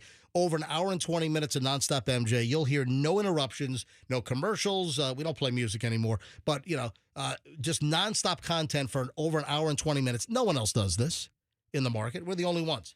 So who remembers the Playmobil toys for kids? Michelle, did our kids ever have Playmobil? It's Playmobil. Yeah. Playmobil. I'm sure we did. A friend of mine, Dave, yesterday, Dave sends me a text. Check this out. He sends me a text with a link to Amazon. And there's all kinds of Playmobil toys for sale on Amazon. And the one he sends me, this started it all. He sends me, and this is part of the Playmobil City Action Collection, Fester. Okay. City Action. Yeah. They sell a porta potty. You know what? This is hysterical. I'm holding this up to MJTV. So they sell literally a construction site porta potty that the kids can put together. Inside, it has the toilet. It's got the liftable seat. Yeah. Then it comes with a construction worker who has a hard hat on, and there's a newspaper that he's holding. So it seems to be insinuating the construction worker is about to walk into the porta potty and take a break, sit down, do a number 2, and read the paper for an hour. I mean, who wants to sit in there for an hour? That's absolutely disgusting. Hold on. What kids do kids want to put together a Playmobil set that's a construction site? Does this sell? I mean, they don't know. I mean, it's a piece to the bigger puzzle. I mean, if it's the city collection, Playmobil City Action Mobile Toilet is what it's called. I don't know if it's like Lego where you have to assemble it. Or No, you do. So it's not like the blocks. So this appears to be more larger plastic pieces that the kids snap together. So I think that's where Playmobil kind of differs. So I go to the Amazon site. I'm looking at this. I'm reading the comments, on what the product includes. The Playmobil city workers are delighted they no longer have to wait to use the toilet with the Playmobil City Life portable toilet with bracket at the top of the toilet. Wait a minute. The city workers are delighted they no longer have to wait to use the toilet? That's a selling point in the notes. This is on Amazon.com. Yeah. All right, then there's a video. So you know how sometimes there's a video that accompanies a product for sale on Amazon? All right, you got to listen to this. So this is the actual audio from your play. Kids want to play. Kids want to have a construction worker go into the porta potty and pretend he's dropping the kids off at the pool. The construction genre of toys is enormous. I know that, but so this is that much more authentic. A porta potty, dude. Yesterday after the radio show, I drive back to Tampa, going over the Howard Franklin Bridge. Yeah, and on the old bridge, I see them actively taking it down. Right? Yeah, they've been doing that for a couple of months now. And do you know what's all on the bridge? Birds and porta potties. Yes. By the way, have you seen the number of birds? I don't know what these birds are going to do. So the old Howard Franklin Bridge, so the old northbound, which they're now dismantling, if you're headed northbound on the old southbound, look over to the right and look at the number of flippin' birds that are on the bridge. The seagulls, the pelicans. Yeah, the cars are gone. That's what I'm saying. Yeah, they know it's safe now. So yesterday, I noted there are hundreds and hundreds and hundreds of birds just hanging out on the old Howard Franklin Bridge right now. Live it up, boys. So you better hurry because enjoy that leisure time, birds. Because construction workers are flipping you the bird because they're taking that thing apart. There are huge chunks that are gone already. The whole top span, the whole hump. The hump is gone. Yeah, but the pillars are still there. Yeah, so, I got to believe they're going to take the pillars out, and those are down into the floor of Tampa Bay. Anyway, so wait a minute. It gets better. So from here, what other Playmobil little toy sets do they have? We got the imaginative play with a porta potty. That's great. What is, hey, let's shove Phil's head into the porta potty toilet. Give Phil a swirly. Let's give Phil a swirly on the construction site. Does it come with a little packet of blue fluid? Yeah, exactly. No, that would be really lifelike. You go get the 1,000 flushes from mom, and you just pour some right into the porta potty. Then you get an authentic. Phil comes. They roll Phil down the hill in the porta potty, and Phil comes out. You take the little plastic figure, you cover him with blue 1,000 flushes. Or 2,000, whatever the hell it's called. You know what? Yeah. We could use the porta potty crotchety. What? Oh, wow. All right. So wait a minute. So All right, they have a porta potty for kids to play with. Mm-hmm. What else do they have? You're not going to believe this. They have a meth house. Folks, I swear. Do they have a... Dude, you just stole my... I don't know. I thought you were being serious. I thought you were being... Hold on. Oh, hold on. Yeah. I thought you were going to give serious answers. No, I am. Hold on a minute. Hold on. Are we doing serious answers or joke answers? Let this progress for a second. Just hang on a minute. So these are real items. Playmobil. These for kids 4 to 10. They sell the Playmobil Bank Robber Chase. That sounds like a lot of fun. It's called the What are you teaching kids? Hold on a minute. The Playmobil Starter Pack Bank Robbery. They sell a whole series of bank robbery. There's like a cop and a bad guy with a mask on, and he's cracking the safe. Yeah. So you're teaching 4 to 10-year-olds to play like you're a bank robber? All right, we've got the bank robber starter set. Or you're teaching kids to play like a cop. We've got the Playmobil helicopter high-speed pursuit with van, the robber chase set. I mean, and then Fester, my joke was going to be, what the hell is next? You know, the Playmobil arson set? Hey, kids. Hey, 4 to 10-year-olds, let's light houses on fire. Dilapidated house. Right. So that was a joke, the arson set. And then, hey, what about the Playmobil carjack a car and drag pedestrians underneath the car set? Is that from Playmobil? And then, Fester, my final joke was going to be... The meth house? Yes, the Playmobil... Cook-o-matic meth lab. I would like to take this opportunity to apologize not only to MJ, but to all of the MJ Morning Show listeners of depriving you of such comedic gold as waiting for MJ to say meth house. Anyway, I had no idea. Is that Michelle, is that appropriate to have bank robbery sets? It's called the bank robbery. Are you kidding me? Cops and robbers are a thing. Every superhero has a villain. They sell as many villain dolls as they do. You want your 4 to 10-year-old to be playing with the Playmobil starter pack bank robbery? Okay. But you have the bank robbery, but then maybe you have the Spider-Man or the Batman section that's also like coming in to save the day. Yeah, or regular cop Playmobil things. That's not in here. That's a different set. Yeah, you have to buy the other set. Yeah. I want the Goodfellas put the guy's head in a vice set. That's what I want. They'll probably make that. I mean, just next to the Playmobil crack house, I want the Playmobil grab the slot machine cheater and smash his fingers with a ball peen hammer set. That's what I want. Yeah. That would be. I don't know why they don't have it already. Playmobil, man. That's some dastardly stuff they're selling the kids. Sounds like pretty fun toys. Gotta have it all. Hang on. What line do you want me to take, Andrew? Line 4? Alicia? All right. Alicia's on line 4. And what is it? Oh, a follow-up. Okay. All right. Alicia has Alicia's calling in because she wants to respond to my Uber story from yesterday. Well, you were a radar ride? I was a radar ride. I came up as a radar ride, and I learned that could... So a radar ride is when a ride pops up that I guess a whole bunch of other drivers have passed on. So I came up as a radar ride. I had a whole story on this yesterday, so I'm not going to go back into it. So Alicia's, I guess, doing some follow-up on the Uber call yesterday. Alicia, welcome to the MJ Morning Show. Alicia, where are you calling from? Lake Wales. Oh, welcome. I just drove through Lake Wales on the back on the back end drive. Coming back from Jupiter on Saturday night. Nice. All right, so you have a follow up on my Uber story from yesterday. So the other night, so the same night that you had your story, we also had to get a lift from MCO, Orlando Airport, to Lake Wales here.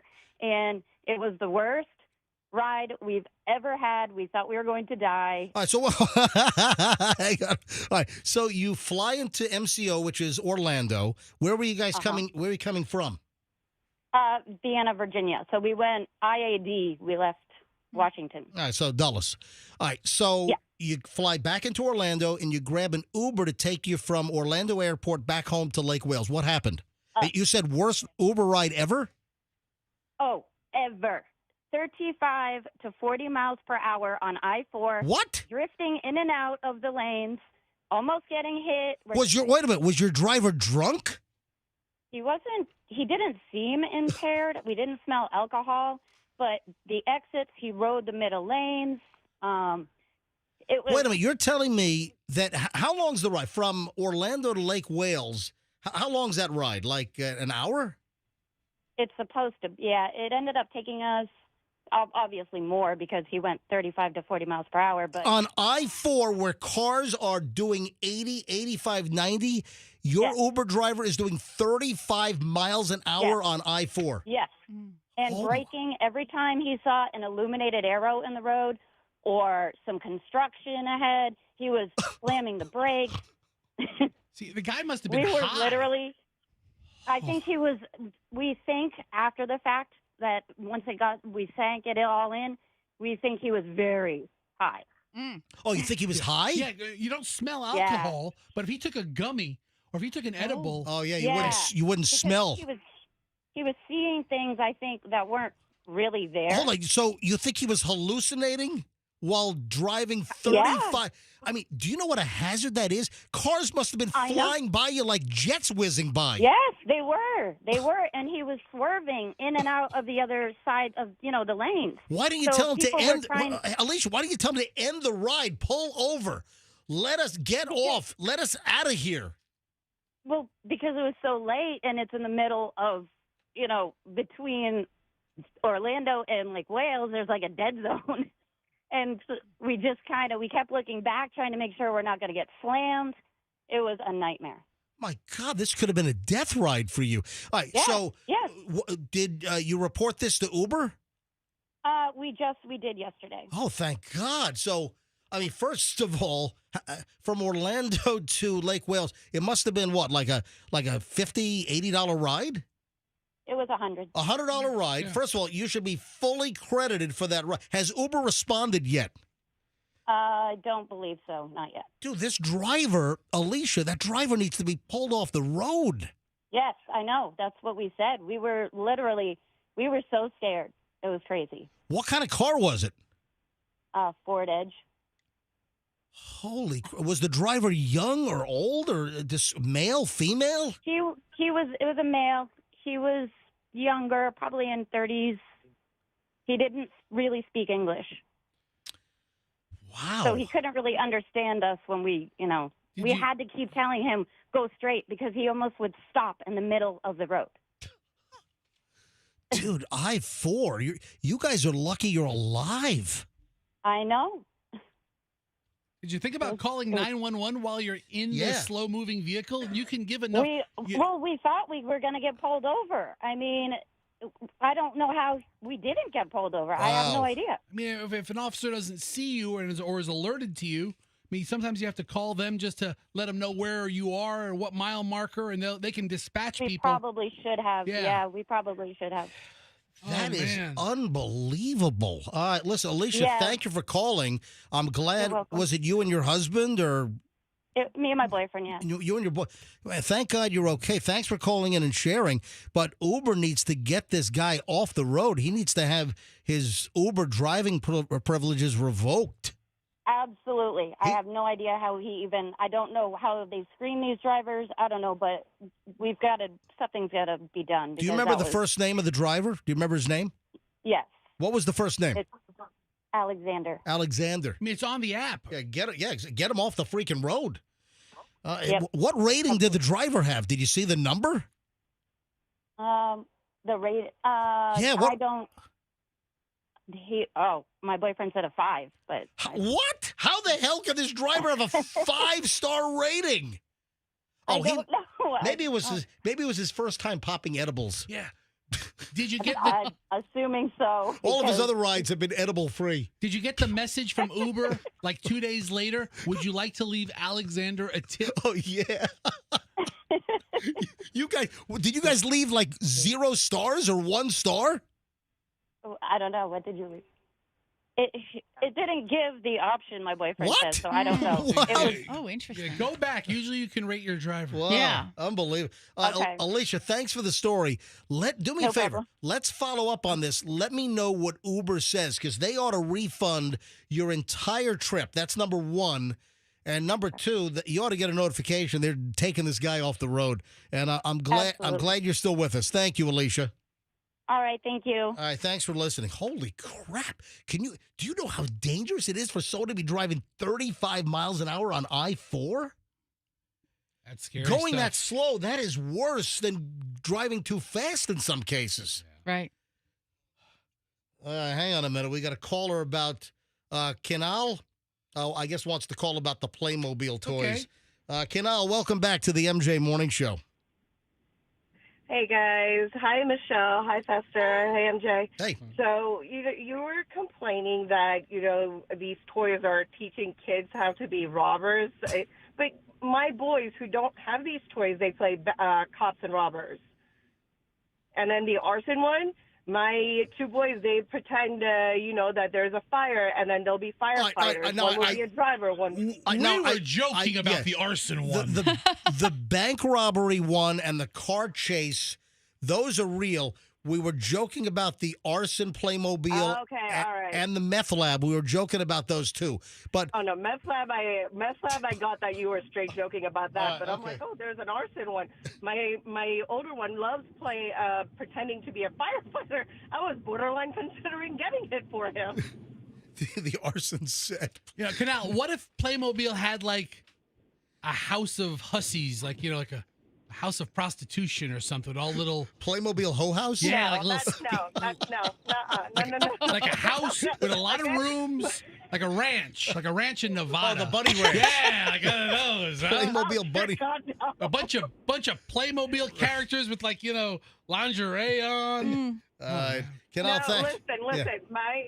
My 7-year-old told me that his friend told him about a game where grown-ups play where one takes off the clothes when they lose and jump in a lake. So I don't need my boy getting those types of toys, okay? He's already got these ideas in his head from his friend. All right. Thank you, Kenal. Thanks for listening, and great to hear from you as always. I got a lake right behind the house. I play that game all the time. You have a lake behind your house? It's more of a swamp. Yeah, I still play it. Call a regular listener from Wesley Chapel, representing the Chap today.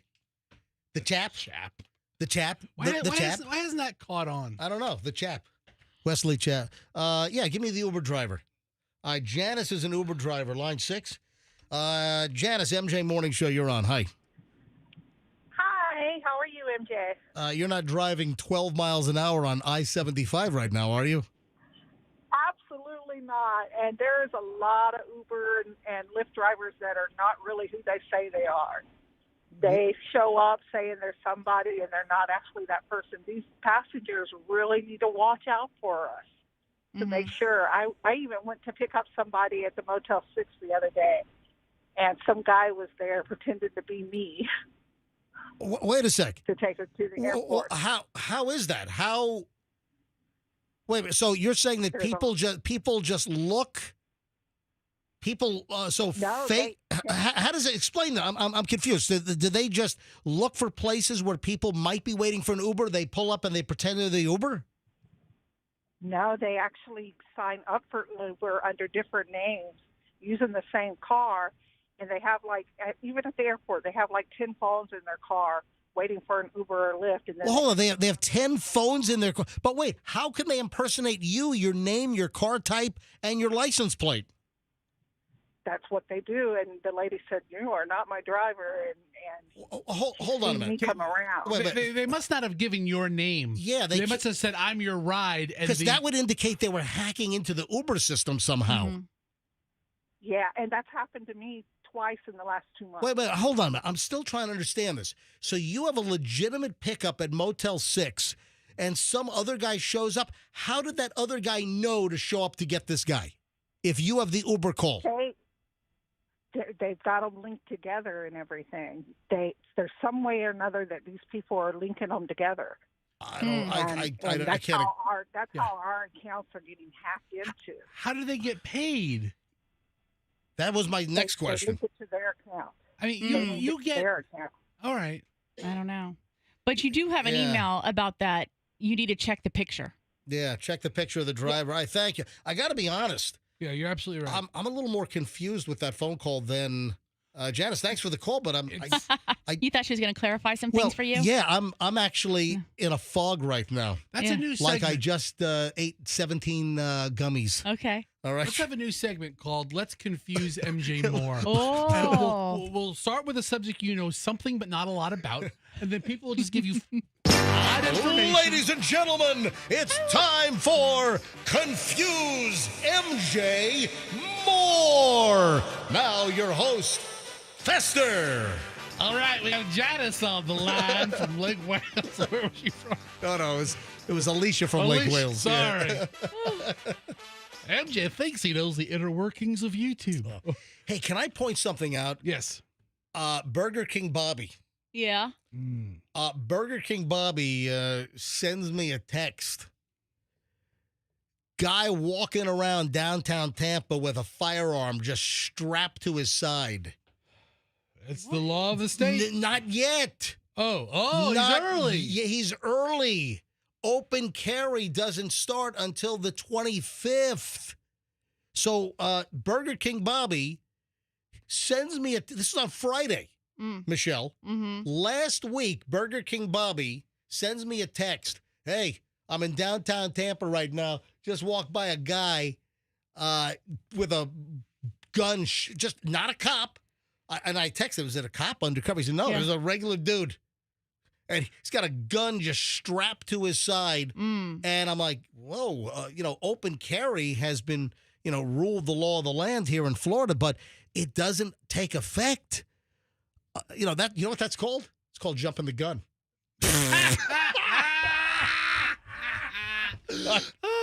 All right. Not yet, boys. Not yet. So, okay, hold on, MJ. Downtown Tampa. Yeah. Aren't there's a lot of undercover officers? They're all, yeah. I've seen officers who I feel like I've seen officers in street clothes with. They have a badge on their belt, or they have a badge on a chain hanging around their neck. So Burger King Bobby is very astute. Burger King Bobby absolutely said this was not law enforcement. Okay. This was total civilian. He knows the difference. And this was last Friday, walking through downtown Tampa, open carry, which I am opposed to. I'm totally against open carry. I believe in concealed carry all day long. I've carried concealed in the state of Florida since 1993. Yeah, early 93 is when I got my concealed permit. When I moved to Florida in October of 92 over in West Palm, and I had my concealed permit in early 93, and I never looked back. I believe in the element of surprise. I don't want people knowing what I have. Listen, I would dissuade any Yahoo from carrying open. I don't believe in it. I think, you broadcast, you let people know what you have. I mean, do you have it secured properly? Can someone come up behind you and grab your firearm? It changes the attention in the room when you walk in like that. It changes everything. And then, you know what's going to happen? We're going to have, and the reason why I'm bringing this up is because we're about to have a landscape change. We're talking about everyday life and activity here in Florida. You've got the potential to see people walking around with a gun. The question is, what's going to happen when someone tries to wear a gun open carry in Target, in Walmart, in Publix, in Aldi, walking around International Plaza? So keep in mind, folks, that any private business, any private property owner, any store, any establishment, they can say no open carry, no firearms. They can say that. So we're going to see signs on every building, no guns allowed in this building? Let me tell you what's going to happen. People are going to protest. It's my right. It's open carry in Florida. If they don't want you on their premises, they can call the cops, and you could be hit with armed trespass. That is a felony. So just keep your eyes open that you're not going to have the right to carry wherever you want on private property. Let me tell you something that and I've talked about this in the past. I have seen stores with little stickers on the door, no firearms or no concealed carry. Guess what? I don't know. They don't. I'm so concealed. You don't even know. Do you know? Do you know how many stores I've gone into with a concealed weapon where it says no firearm? Well, guess what? You don't even know I have one. Do you want the exact number? But open carry, I'm opposed to it. I don't like it. Folks, carry concealed if you want to carry here in the state of Florida. And, I'm also a believer in maintaining a concealed weapons permit because of the privileges you get, even though you're allowed to conceal in Florida now lawfully if you qualify without a concealed permit. But I still recommend getting a permit for, the reciprocity in other states, the ability to buy and walk out instantaneously, at a store. Yes. What? No, you're funny. What do you mean I'm funny? What? Funny like a clown? I carry a concealed permit because of the privileges. It sounds like you're talking about an American Express card over here. I carry it. Michelle, why you all? He's gonna give you some free donuts over there or something. You're a former prosecutor. You're all quiet over there. I got nothing to say about this topic. Yeah. All right. The law is the law. Yeah. It's the law. All right. How about we go to flowers? Would that be more up your alley? I don't know. Is it going to be funny? Well, maybe. We'll make it funny. 8:06. Dance, monkey. Come on, let's go. Make it funny. Yeah. 8:06 at the MJ Morning Show. So, a new survey reveals how many people know their partner's favorite flower. Fester, do you know Allison's favorite flower? Yes or no? Survey of 2,000 Americans looked at flowers and how flowers, work into our lives, romance, etc. You talking like flower in the whole botanical universe? You talking about get her flowers? Dude, no, listen to me. What particular flower is your wife's favorite? I know my wife's favorite, believe it or not. Probably a lot of things I don't know about my wife, but guess what? I know my wife's favorite flower, and I know when I walk into Trader Joe's and they've got the flowers right on the right when you walk in the front door, I always look, and they don't always have this flower, but when I see this flower and I'm at Trader Joe's, I buy this flower from Michelle because I know Michelle's favorite flower. So, hold on. While you're percolating over there, so a survey of 2,000 Americans, and results show from this survey, only 24% of those in a relationship know their partner's favorite flower. Oh, that's terrible. Yeah, so this was done by Talker Research. We've talked about their little surveys in the past, and it was done for something called Bloomsy Box. Was that like some kind of online flower? Bloomsy Box. That's exactly like what it sounds like. It's actually a good name for a box flower. I've heard of Bloom Box, which was like an energy racket that reeled a lot of people in some time ago. What are you laughing at? I was testing a joke out on Michelle. What?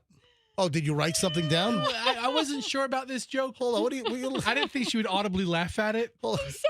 It's so funny. All right. I'm sorry. Michelle, is it okay for air? Of course it is. No. I was thinking Hold on. Michelle, you're saying no?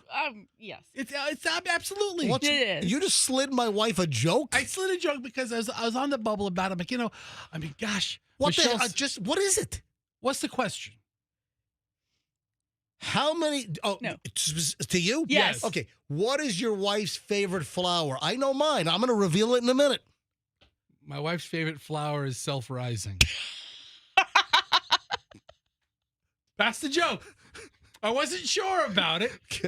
I wasn't sure. Tell you what. Is it White Lily or King Arthur? When Michelle makes her famous Southern Living buttermilk biscuit recipe, she uses White Lily self-rising flower. Self-rising flower. Yeah. So, there's a pun there. Sorry. There's double entendre there. A lot of the elements for a decent joke, and I wasn't sure about it. So I just wrote it out, and Michelle laughed. All kidding aside, my wife, Michelle's favorite flower is Birds of Paradise. No, she just had me rip out those giant monsters on the side of the house. Oh, my God. Michelle. We had Birds of Paradise that Mr. Kim put in 20 years ago, 21 years ago. Yeah. And oh, my gosh, those things grew into behemoths, and they were taking over the property. So, I finally had those things taken out. Holy crap. No, Michelle's favorite flower is the tulip. Mm-hmm. Yeah, Michelle loves tulips. So whenever I'm like at Trader Joe's, I see if they have the tulips, and they don't always have them. They're somewhat seasonal, it seems. and I buy them. And Fester, do you know your wife's favorite flower? Yes or no? You know the crazy thing? You'd think like roses are so roses, the flower of love. My wife could care less about roses. Yeah. She really, What is your wife's favorite flower? Does she have one or does not? I think she likes the sunflower. See, I love sunflowers She was born in Missouri, Kansas. She was born. She was born in Kansas City, but the sunflower has Missouri or Kansas? Well, she was born in Kansas City, Missouri, but her family's from Kansas. So Okay, all right. the Midwest roots, and the sunflower is always their thing, I guess. And she's always liked and always taken the extra time to admire sunflowers. Fester, I mentioned this yesterday, and I didn't get around to it. What is it? So I apologize. I even pointed out that you pretty much pioneered the hotel breakfast scam racket. Yes. And there was just a story about this, and I mentioned... The New York Times. Was it the Times? Yeah, they have the story about like these hotel grifters, these people who are just walking into hotels, and I'm like...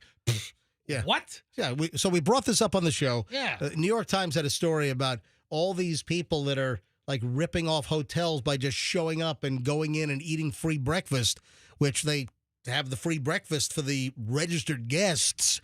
And I pointed out that, hello, New York Times, Fester from the MJ Morning Show has been doing this for the better part of 2 decades. Dude, why go to Starbucks when you can go to Hampton Inn? There's about as many of them, and you just walk right in, you get your coffee, you walk right out. You don't need to take a bagel or anything, unless you want to. No, I mean, but wait a minute, you eat breakfast too. I do everything. Yeah. Hold on. Everything. I've gone to residence inns when they serve dinner. They never serve dinner. What? Like residence inns will have like a dinner. No, they don't. What are you talking about? How many residence inns have you been to? We were at one recently. We were. We were just at a residence inn in Connecticut.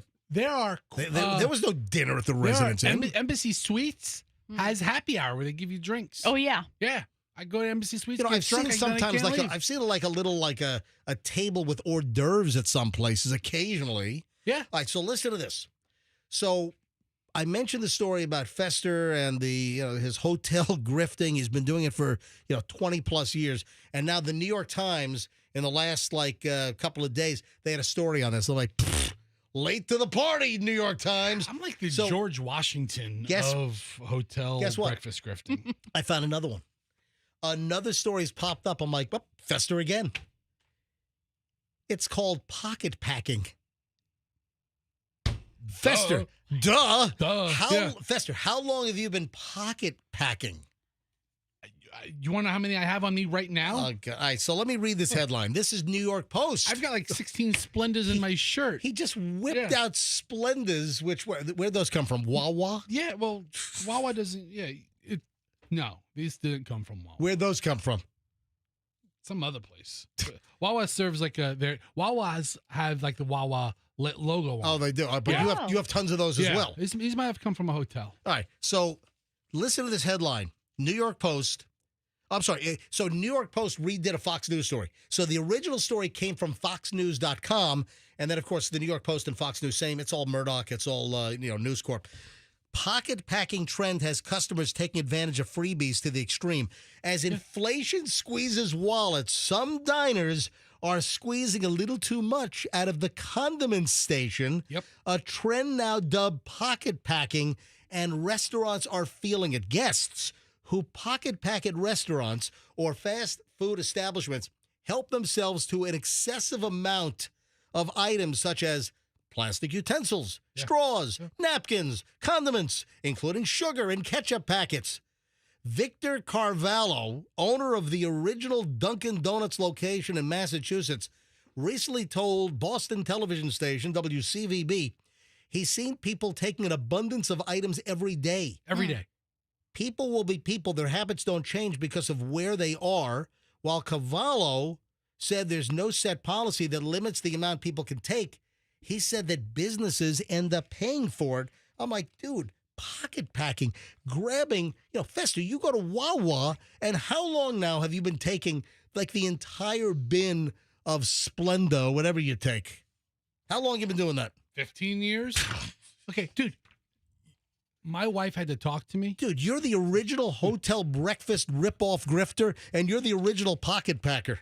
My wife had to come up with the executive decision that it was actually time to buy a jar of mayonnaise and not take every packet from Publix every time I go in. Oh, you mean like for the pub subs, the extra packets? So I'll get a pub sub, right? Yeah, yeah. And they'll put the mayo and the mustard on the pub sub, and then I'll ask for a deli bag for condiments, and I'll load the deli bag with mayos. And then, how much mayo do you use? Yeah. I might use, 2 packs of mayo a week. Right. But I never bought mayo for like 2 years. And then my wife wanted to make like chicken salad or something. And she's like, we really need to buy just a jar of mayo. And I'm like, no way. Let me get you like 12 packets. And she's like, shut up. And we had to buy like a thing of Hellman's or Duke's or something. Right. Yeah. But yeah. Pocket packing. Pocket packing. The best is when you can get your hands on those tubs of peanut butter. What? Usually you get them at like breakfast buffets. Oh, right. Yeah, those little the bucket cups of peanut butter. It's like the syrup sometimes comes in those, or like little jams, like Smuckers in the little plastic tubs, right? I once made a salad dressing with a packet of vinegar. Right, because they have it at the substation. You get the packet of vinegar and like 1 packet of vinegar, 3 mayos, a ketchup, and like 2 packs of sugar. It was a nice little kind of like a faux honey mustard thing. Right. Yeah, it was really good. I stumbled across audio from a podcast called Two Guys on a Plane. Okay, sounds like something you'd listen to. Well, I didn't listen to the podcast. I found a story, and then I found a subsequent clip of this particular item. Hey, look these guys up. Who the hell are they? Two Guys on a Plane. Two Guys on a Plane. It's a podcast. Are these like 2 flight attendants? Flight attendant life and aviation humor. There we go. So they have a podcast too. I want you to hear this story. I'm calling BS on this story.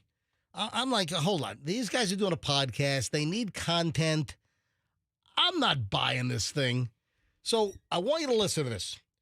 2 guys on a plane, they claim that in their job as a flight attendant, one of the flight attendants claimed this. I'm calling BS. Listen. She was like, okay, the infant's seated in this seat. And I was like, okay. So I walk over and I like look in the row and there's like nothing that even leads me to believe that an infant was carried on. There's no diaper bag. There's no like toys or blankets or anything. It's just a lady sitting there. And I was like, excuse me, ma'am. And she was like, yes. And I was like, I'm being told that you have a baby. So people saw her carry on a baby. Then the baby is not to be seen. And apparently maybe people saw what happened to the baby. So the flight attendant was told, you need to go talk to this passenger about where the baby is. So that's what we're hearing right now. On the plane with us today. And she said, I do. And I said, okay, but where? Can you tell me where the baby is? Where is the baby? And she was like, oh, it's in the overhead bin. And I was like, no. Excuse me? She was like, yeah, you said to put carry-on items in the overhead bin, and I carried the baby on. So, like, I opened the overhead bin. I'm calling BS on this. I'm calling these guys have to do a podcast every week, and they got to come up with material. I'm calling total BS on this story that a woman put her baby in the overhead bin. Oh, you said put carry-ons in the overhead bin. I carried my baby on, so I'm putting my infant in the overhead bin. This is garbage. Come on. Here's a little more. And laid out on like a pile of blankets with all of her toys is the baby. And she thought her baby was a carry-on item. She placed her baby in the overhead bin because we had instructed them to put everything that they carried on either under the seat or in an overhead bin, and she did not think it was safe. This ought to be 2 liars on a plane. This guy's making it. Michelle, do you buy this story? Not at all. Not at all. Zero. Zero chance this story is true. Fester, you buy any of this? No. All right, all 3 of us. No. This is absolutely made up, fabricated crap. Baby to be under the seat because it was gross. So she laid out all the blankets and put the baby in an overhead bin. So, as polite as I could explain, because it's clearly a first-time traveler, like, this isn't something, we're new to babies, obviously. Come on, no. I mean, no. were they Amish? Was it this country? I mean, I don't know. No, Yeah. that's totally, completely false. I could picture Jebediah going to the airport in his, horse and buggy. Well, I'm going to stow the baby in the overhead compartments. And I mentioned this earlier. I want to do an update for the later crowd. Yeah. I mentioned this like first thing this morning. Do not go to Small Batch Creamery in St. Pete yet looking for the MJ Triple Killer Vanilla Ice Cream. It is almost ready. We're still getting it perfect. Now, you can go to Small Batch Creamery for their other tons of phenomenal flavors, so I would encourage that you go there. However, we're still tweaking my collaboration. So if you don't know the story, Small Batch Creamery in St. Pete. It's on 4th Street near 54th, just down from our radio station here in St. Pete. And they make all of their ice cream in-house. Everything is homemade, every single thing. And I have a collaboration. I'm making my special MJ vanilla ice cream. If you follow my Instagram, you know that I did a whole video with Julian and posted this a little over a month ago of me making this amazing vanilla ice cream from scratch, without the fillers and the carrageenan and the guar gum and the extenders. And I mean, nothing but, milk and cream and eggs and, the vanilla and sugar. I mean, it's very, very, wholesome as far as the ingredients go. And this ice cream has a vanilla smack that is so amazing because I'm using real vanilla beans, vanilla paste, and a double-fold vanilla extract. So this recipe is phenomenal, and I make it at home. So I made the exact same recipe over at Alfred's place, Small Batch Creamery, about 3 weeks ago, and it came out good, but it changed a little bit. Exact same recipe, exactly, but the difference was he has got a commercial batch freezer, so it changed the characteristics. So we're tweaking the recipe since we're making it in a larger commercial machine. So we're just trying to get it perfect because I will sell no ice cream before it's time. But Michelle, Alfred was waiting for us in the lobby yesterday. When we left the studio at 10 a.m. after the show, right? He's sitting there with a brown bag with a giant scoop of the last run of the vanilla ice cream for me to taste. And I sat down in the lobby. I'm eating. I'm like, almost there. But we need to juice up the vanilla by about 15% in a couple of. I know this is like it's like a science thing. It is. It is science. By MJ going science. 15%. Yes, that's how much we're off by. Right, all right, folks, we're close. But what did Alfred say about how many people are coming into the store asking for the MJ vanilla? He's just inundated, and he's trying to hurry up and get this done. Yeah, it's almost there. So not yet. Trust me, I'm going to tell you when you can go try my vanilla ice cream recipe at Small Batch Creamery. We're probably a week or two away. It's almost there, and I'll let you know when it's time. It's not tomorrow. It's not tomorrow. Not yet. I'll let people know when it's time to try my special vanilla recipe. It's going to be called like MJ's Triple Killer Vanilla is what it's going to be. All right, 8:24 at the MJ Morning Show. So Michelle's excited because there is a new show that premieres on FX tonight, and I set the DVR last night, so it's going to be recorded tonight. But Michelle's all, you haven't been this excited about a TV show premiere in a long time. Well, we don't really watch that much. I don't know what this is. It's on FX. So it's not network TV, but it's a cable network. Right. Yeah. So we don't normally do that sort of thing, but I've been reading about it. The stories about it have been popping up in my feed. So Ethan what is Hawke it? Is on it. What is it about? So the show's called The Lowdown? Yeah, The Lowdown. The show's called The Lowdown. Right. And it premieres tonight on FX. Yeah. What is it about? It's about a dude who is he's a bookstore owner, but he's also like a truth historian or something, and he sort of there's a murder. I don't want to give away too much, I guess. Is he like a detective? Like no, a private sleuth? He's a private exactly. He's a private sleuth. Thank you, Fester. And he finds himself sort of investigating this crime that occurs in the town, and it's a little bit like a Coen Brothers sort of thing. It's done by the same guy who did Reservation Dogs, which we never watched, but is on my list. Reservation Dogs. You saw Reservation Dogs, where a bunch of dogs wanted to get dinner at 6:30, but they were booked at that time. Open Table had no tables available during that time frame. Yes. Hold on, Reservation Dogs? Reservation Dogs. Not to be confused with Reservoir Dogs? Correct. I've never heard of Reservation Dogs. Because you're checked out. I'm not sure. What do you mean I'm checked out? Yeah, you're checked out. Oh, That's no, another I'm not. good one we're supposed to say. What is that on? What network is Reservation? FX. That's on FX. I thought you were joking. I thought it was Reservoir Dogs. I've never heard of Reservation Dogs. Fesser's checked out too then. Yeah. Yeah. I am checked out. All right, so you think I'm going to like the lowdown? I think so. All right. And, Ethan Hawke is in it, and, he's hot, so. I saw the trailer for this. And what'd you think? It looks like a good show. Ethan Hawke, I'm sure he's a talented actor. You're sure he's a talented actor? He's been around for like 40 years. Hold on. Listen. I see that now where it says Reservation Dogs. I read it wrong all 10 times. Oh, you thought it did say Reservoir Dogs? Yeah, I was like, oh, Reservoir Dogs. I love that movie. So we'll watch Mr. Pink. We'll watch the Mr. Brown. Stuck in the middle with you. Don't get me started. All right. So we'll review the lowdown tomorrow morning here on the MJ Morning Show. Hey, Andrew, Mr. Weird Adult Disney fan. Andrew, why do you give me a look every time I called Andrew Adult Disney Weirdo? We live in Tampa, dude. There's a lot of Disney enthusiasts I here. know. Listen, I don't know if you need to call them weird. But a lot of proud pass holes. Oh, you're a pass hole? Yeah, pass holders. Yeah, so a pass holder is a pass hole? Yeah. All right. Are you aware of the fact that Disney is empty?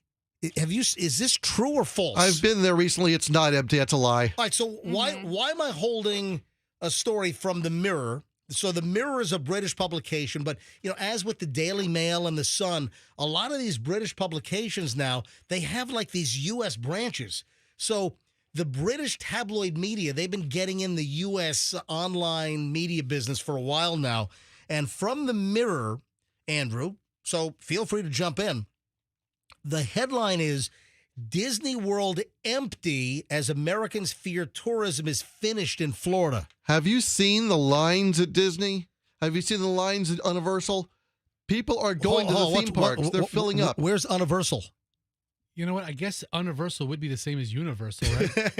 Universal. I think that was deliberate. Was it deliberate?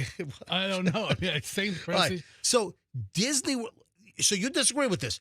I'm going to read part of the story. I totally disagree. Disney World has been a ghost town this summer, with visitors sharing different theories about what might be behind the quiet scenes at the popular theme park. There's been significant turmoil at Disney World recently, with a cherished attraction closing permanently after 54 years of operation. But now visitors are noticing another dramatic change at the popular resort, as the destination has seemingly become deserted. Reports are surfacing that the iconic theme park has turned unusually quiet this summer, with guests offering various theories about the potential causes.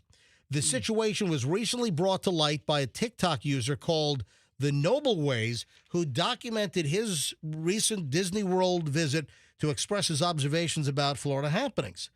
Throughout this weekend stay, he maintained Disney World was completely empty. The grim scenes at Disney World follow several months that saw multiple attractions at the theme park close down for good. They're replacing them.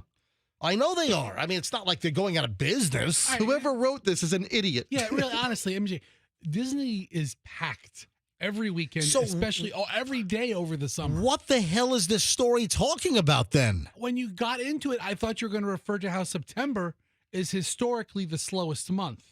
With kids going back to school and all that. Kids are back to school.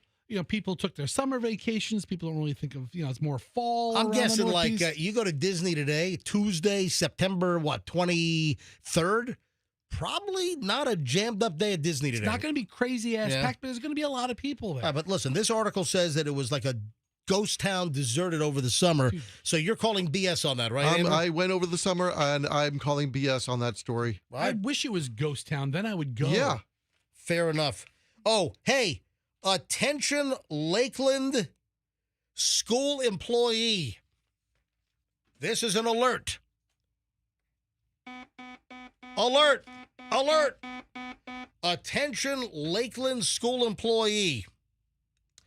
Probably not a good idea to pilfer the kids' meds at the school. Now, they don't say what meds they are, but I'm guessing it's going to be like an ADHD deal. I'm guessing it's going to be like a Ritalin or something, or Adderall, right? I mean, not a lot of kids are on oxys in the middle of the day, are they? I don't know. Maybe. Yeah, I don't think. Maybe. Yeah. I mean, I don't know. I think the meds that are dropped off at school by the parents for the kids to take during the school day. Yeah, I'm guessing it's more of the ADHD focus medication, right? But you know what? I know Adderall. I know, what do I know? I know Adderall, Ritalin.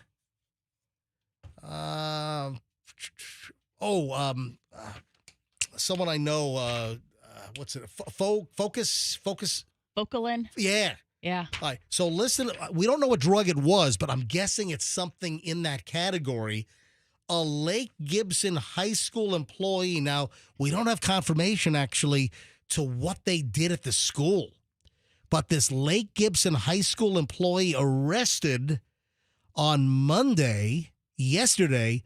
Polk County deputies said she was ripping off students' medication. They won't miss 9 pills out of this jar. I tell you what, man, the school nurse at my kid's school is like Fort Knox. Yeah. So you have to sign to drop stuff Yeah, off. we don't know. It's in a locked cabinet. They didn't say what this employee did. So the Polk County Sheriff's Office said that Teresa Salerno, is it Salerno or Salerno?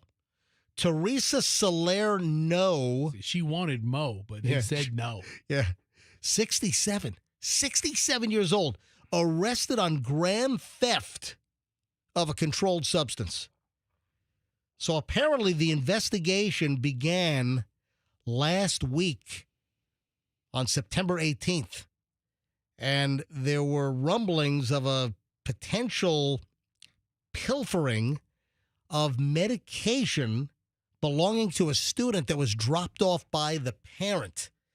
So the principal of Lake Gibson High School told Polk County deputies that the prescription bottle was dropped off by the mom and counted with the school nurse. So the school, yeah, you have to count everything. So I didn't know this. My wife dropped off Benadryls for Hadley when she's like having like So allergies. that's a deal. Right? We had to count every Benadryl in front of the nurse, so that they counted can them. they confirm how many are in the bottle. Wow. The school that the kid goes to, it's like they are on top of it with these medicines. All right. According to the Fox 13 report, deputies said the pill bottle contained 30 pills, and after it was counted, it was placed on Salerno's desk. However, when the nurse retrieved the bottle later, 9 of the pills were missing. So the nurse determined that the pills were missing. Detectives looked at the school's surveillance footage. They saw Salerno picking up the bottle, walking out of the view of the surveillance camera. Authorities say she placed the bottle back on the desk while holding her hand in a cupped position, seemingly palming the 9 missing pills. I wonder what's in that left hand. Man, 67 years old and you're pilfering a kid's most likely ADHD medication at school? I don't understand. Like, it's being counted. Like, they're going to determine that 9 pills were missing. And I would have gotten away with it if it wasn't for that meddling nurse. You know what? She knew there were 30 pills in the bottle. She must not have known that it was counted already. She must have thought it just arrived. It hasn't been processed yet. Yeah, but they count with the parents, and then I believe the school nurse counts it before she puts it in her locker or her concealed or secure area. Right. So Polk County detectives, they tried to contact this Salerno, but she was out on a scheduled vacation. Yeah, probably. She comes back to work tomorrow, and that's when the Polk County deputies, they started pouncing. And yesterday she admitted to removing the pills from the bottle. Deputies claimed she said that she was looking up the medication to make sure the pills were right.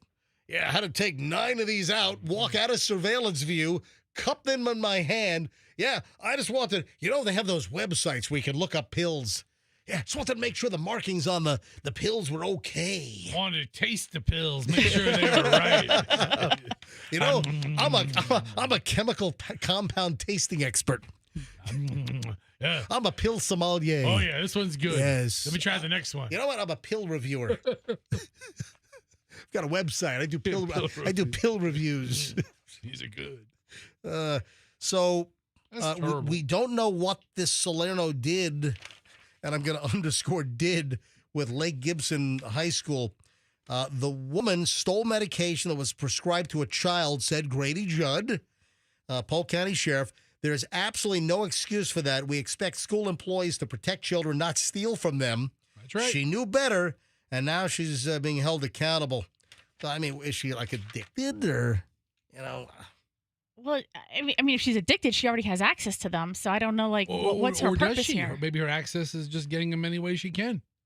Or maybe reselling? I mean, there is a black market for Ritalins and Adderalls. I mean, aren't they being sold on college campuses? Don't you have Adderall and Ritalin dealers? I don't know, but she's at a middle school. High school, Lake Gibson High School out in Lakeland. Maybe she is dealing. Yeah. I mean, we don't know all the details. Yeah. But how did she think she was going to get away with this? That doesn't make any sense. All right, so Jimmy Kimmel's back tonight. The big news yesterday that Disney, ABC. So is it a 1-week suspension? It was. They took him off. What was it last? Last Wednesday? Wednesday. Yeah. So he didn't do a show. So he's been off Wednesday, Thursday, Friday, Monday. Almost a week. And then Kimmel's going to be back on ABC tonight.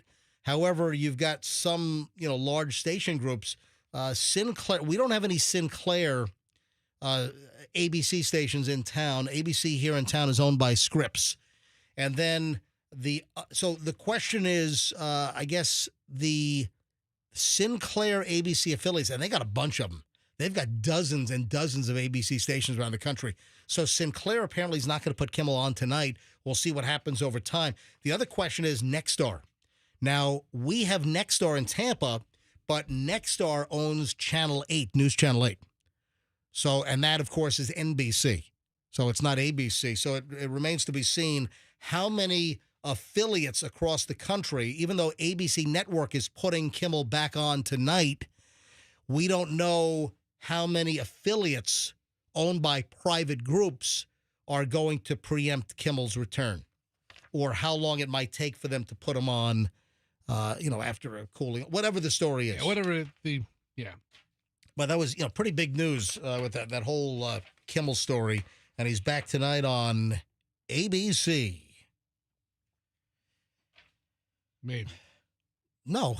Well, are they going to run him in He's going to run here. Are they going to run him in Sarasota, like WWSB? Who owns that? I would imagine they will. So I got to believe that tonight Scripps, which owns ABC 28, or now Tampa Bay 28, which is ABC in Tampa, I'm sure the Kimmel's going to run there tonight.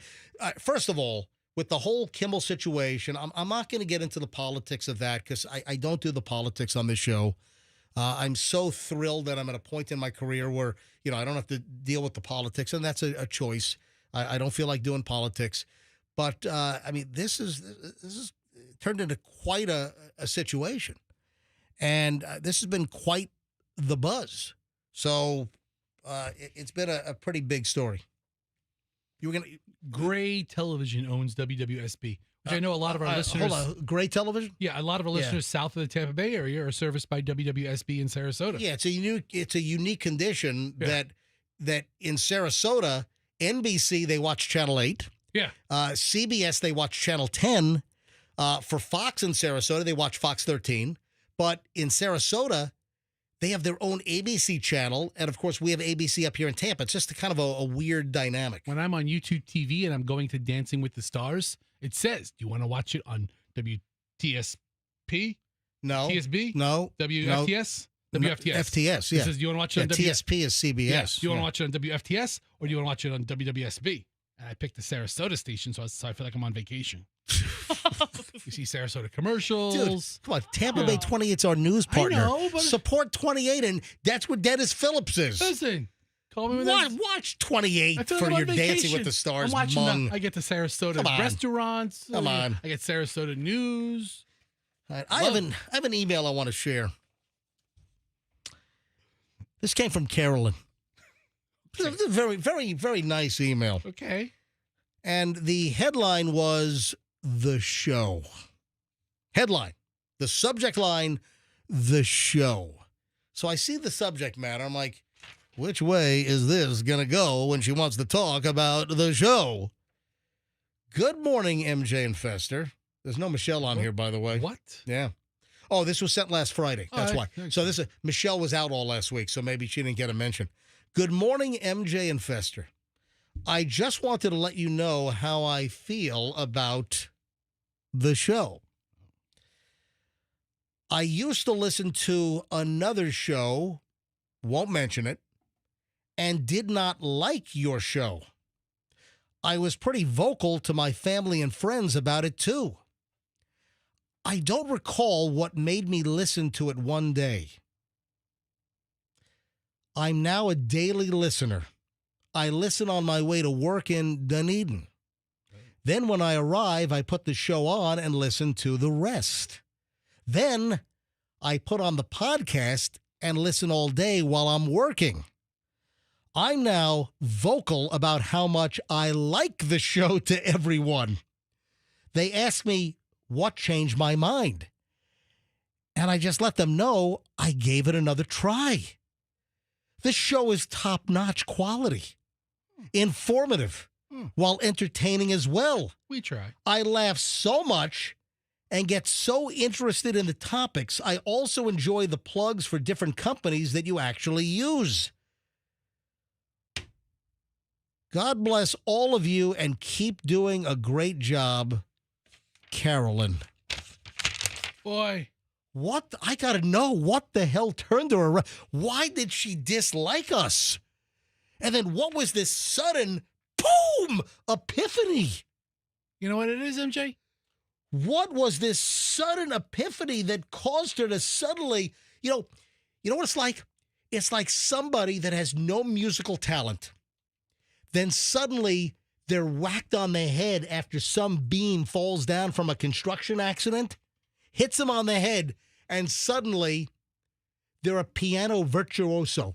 You know what I'm talking about? Yeah. Suddenly they're a virtuoso. Or they know like a completely foreign language. Oh, yeah. Now they're fluent in French.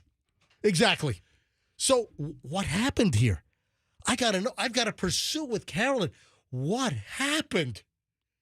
MJ. Did you write her back? Yeah. Not yet. I'm trying to formulate the return. 2 words. What happened? You just formulated your return. So hit reply. What happened? 2 words. What happened? That's it. That's it. What happened? Why did you not like us and suddenly you like us? All right. So listen, over the years, we've had interactions with many listeners who might have been in the same situation where they didn't know us or they felt a way about us, and then they, for some reason, give us another opportunity, and now they love us, right? Anyway, you know folks, what I call these folks? What? Green egg and hammers. Oh. Yeah. I don't like green eggs and ham. I don't like the MJ Morning Show. I don't like them Sam I Am. I will not listen to this morning show with a fox in a box. Yeah. Or you won't listen on a boat. With a goat? With a goat? I don't like MJ Sam I Am. No. But then, right. But then what happens? Then he tries. You're coerced into trying it for some reason, and now you like it with a goat. Maybe you like it with on a boat. I will listen to this morning show. So these are called green eggs and hammers. Yeah. Wow. Yes. I got another email, and this has to do with something that came up on yesterday's show, and that was Married by Chloe. Hi, MJ. I heard your bit on the show this morning, this was yesterday, regarding Married by Chloe. I know Chloe is away at law school, but if she comes home for a break and you decide to do the bit, my boyfriend and I would be interested in getting married by Chloe. So if you missed yesterday's show, Michelle had this great idea. Was it Michelle or was it Chloe? Who came up with this idea? I did. Yeah. So Chloe, when she was working for the Hillsborough County State Attorney's Office as a felony assistant for the past year before she, resigned July 1st to begin law school up in Connecticut, but she worked as a whole year as a felony assistant. And during that period, she got her Florida Notary Public certificate. And in Florida, a notary public can marry somebody. So we brought up on yesterday's show that we missed the boat on something. It got away from us that I wanted to do a bit after Michelle had suggested it, that we do Married by Chloe. Since Chloe can technically marry someone, we have 2 listeners that want to get married. They come into the show. Chloe's a notary. She marries them. Recognized by the state of Florida. Married by Chloe. And, well, we let the bid get away, and Chloe's now up in Connecticut as a 1L, first year of law school. So now I get this email from Kim and Joe. My boyfriend Joe and I have been married before, and to put a whole twist on our relationship, we married September 24, 2016, only to get divorced October 22nd of 2020. 2020 was a hellish year for us as we moved back to Florida from Ohio. That day was one of the worst days of my life. I started a new job in St. Petersburg. I worked in the Koger building next door to the radio station where I found the MJ Morning Show. Your show had me in stitches, and I found myself looking forward to mornings so I could listen to the show. February of 2021, my ex-husband Joe reached out to me, and we slowly started to mend the scars. We dated long distance from February 2020 to July of 2024, him in Ohio, me in Florida. He would fly down to see me every 2 to 3 months. We bought a house in Valrico in August 2024, and since have said we would possibly get married again. We would love for Chloe to marry us and couldn't think of a better way to start off the next chapter of our relationship. Hopefully you would consider this if you decide to do this on air. Thanks for taking the time to read our email, Kim and Joe. Can we get Chloe down for a special? I mean, is that going to be, is there any window? Not until January. Yeah. So, oh, that's right. Does Kim have a number? No number on here, but I have their email. It's a Yahoo email account. I can email them back. I can get their number. So, do you know her schedule? When is her Christmas break, and when is she due back at law school for second half of first year? Yeah, she takes her Christmas break at Christmas time. Oh, well, no, unusually enough. I mean, is it like the 7th of December? I mean, no. We might even do it. Come on, dude. Sometimes it's like you've never been to school. Since when has any kid gotten out on December 7th? December 15th? Yeah, it's closer to the 22nd. So is it really? Is that late? It's usually like the last Friday before Christmas. But then a lot of times you don't go back to school until the end of January sometimes. No, she has a class that she has to take, so it'll be like she has to return like 2 weeks. Middle of January. All right, so technically we're probably going to be on our break the same weeks that Chloe's Yes. No. Hold on a minute. We could technically be back the first week or first 10 days of January where Chloe could be here. Yes. And we could get Kim and Joe married by Chloe. Yes. Is that Kim the Walker? Oh, her notary stamp was sitting on the kitchen table. Did you put that somewhere? Oh, I thought it was your stuff, so I put it with your stuff. Sorry. No, where's her notary stamp? Oh, put it away. What? I don't know. It's put away. You got to find it.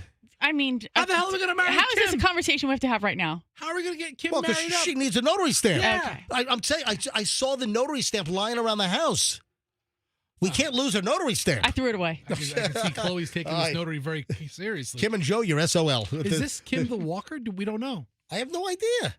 I have no idea what it is. Do you remember Kim the Walker? Tell you what, here. You don't want to. I don't want to get into this. Oh, great. All right. Kim the Walker used to walk around our Koger complex. Yeah. I haven't seen Kim the Walker. That's because I haven't she seen her stopped in a long working. time. That's right. She stopped working. I think she's working Oh, from is that home. her? I think that might be Kim the Walker. Oh, really? Kim the Walker used to walk. Yeah, there was a woman that walked all the time, and we always say hi. she was walking essentially as we were leaving the studio because she would take her walk when the show would end, and she would wave like every day when I was leaving. Yeah. I haven't seen her in months. Maybe a year, but I think I even. Oh yeah. I even saw her one time or messaged her. Or she messaged me because I get everybody's text. I go, "Hey, are you alive, Kim the Walker?" And she's like, "Yes, I work from home now." Oh. I didn't know she was hooking up with her old man, and she had all that drama with getting divorced and all. All right, let me move on. Michelle is fascinated with a local story that's happening right now. Michelle is fascinated with the Bradenton horse poop situation. What? Are you aware of what's going on down in Bradenton? Because I didn't understand. They said they found the horse. They found horse poop in the water, and so there's warnings are going out, and I'm like, first of all, where are the horses going into the water and pooping that then we are like either in or using that water? Like, I didn't understand what's going on down there with horses and water. Is this a business? I thought I saw something like this like on like Groupon or something where you can ride horses in like the Gulf or an inlet or something. Why? Let me give you the details. So this is why not? Just why? This is the why not. This is probably what you're thinking of. So this is from the Tampa Bay Times. Yeah. Bradenton's horse poop debate gets intense as companies agree to pause rides. So it must be one of these companies that take people on horseback riding trips, and you're actually walking through like this inlet. Horseback riding companies have agreed to pause operations along Palmasola Bay for 1 month in an attempt to end the years-long debate over whether horses pollute the bay.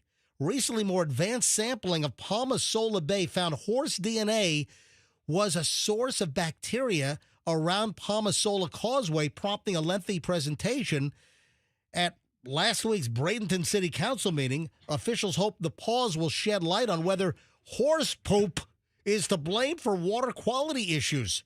So what happens is these horseback riding tours, they walk the horses through the bay, and the water is high. I mean, the horses' heads are above water, but the water comes up to like the bottom of the saddle. It's like they're walking through 5 feet of water, maybe 4 or 5 feet of water. Exactly. Yeah, sure. The person stays dry on top of the horse. Their feet are dangling in the water. Here's the deal: it's does a bear poop in the woods? If a horse has got to go, does a horse poop in Palmasola Bay? Horses don't care; they'll go wherever. Yeah, of course, I'm guessing that horses poop in Palmasola. So that's the question: is it the horses that are dropping some stuff? Is that what causes the bacteria levels? And if they've done like a DNA trace that it's horse DNA, that seems to be an explanation, right? Is this water that people are swimming in?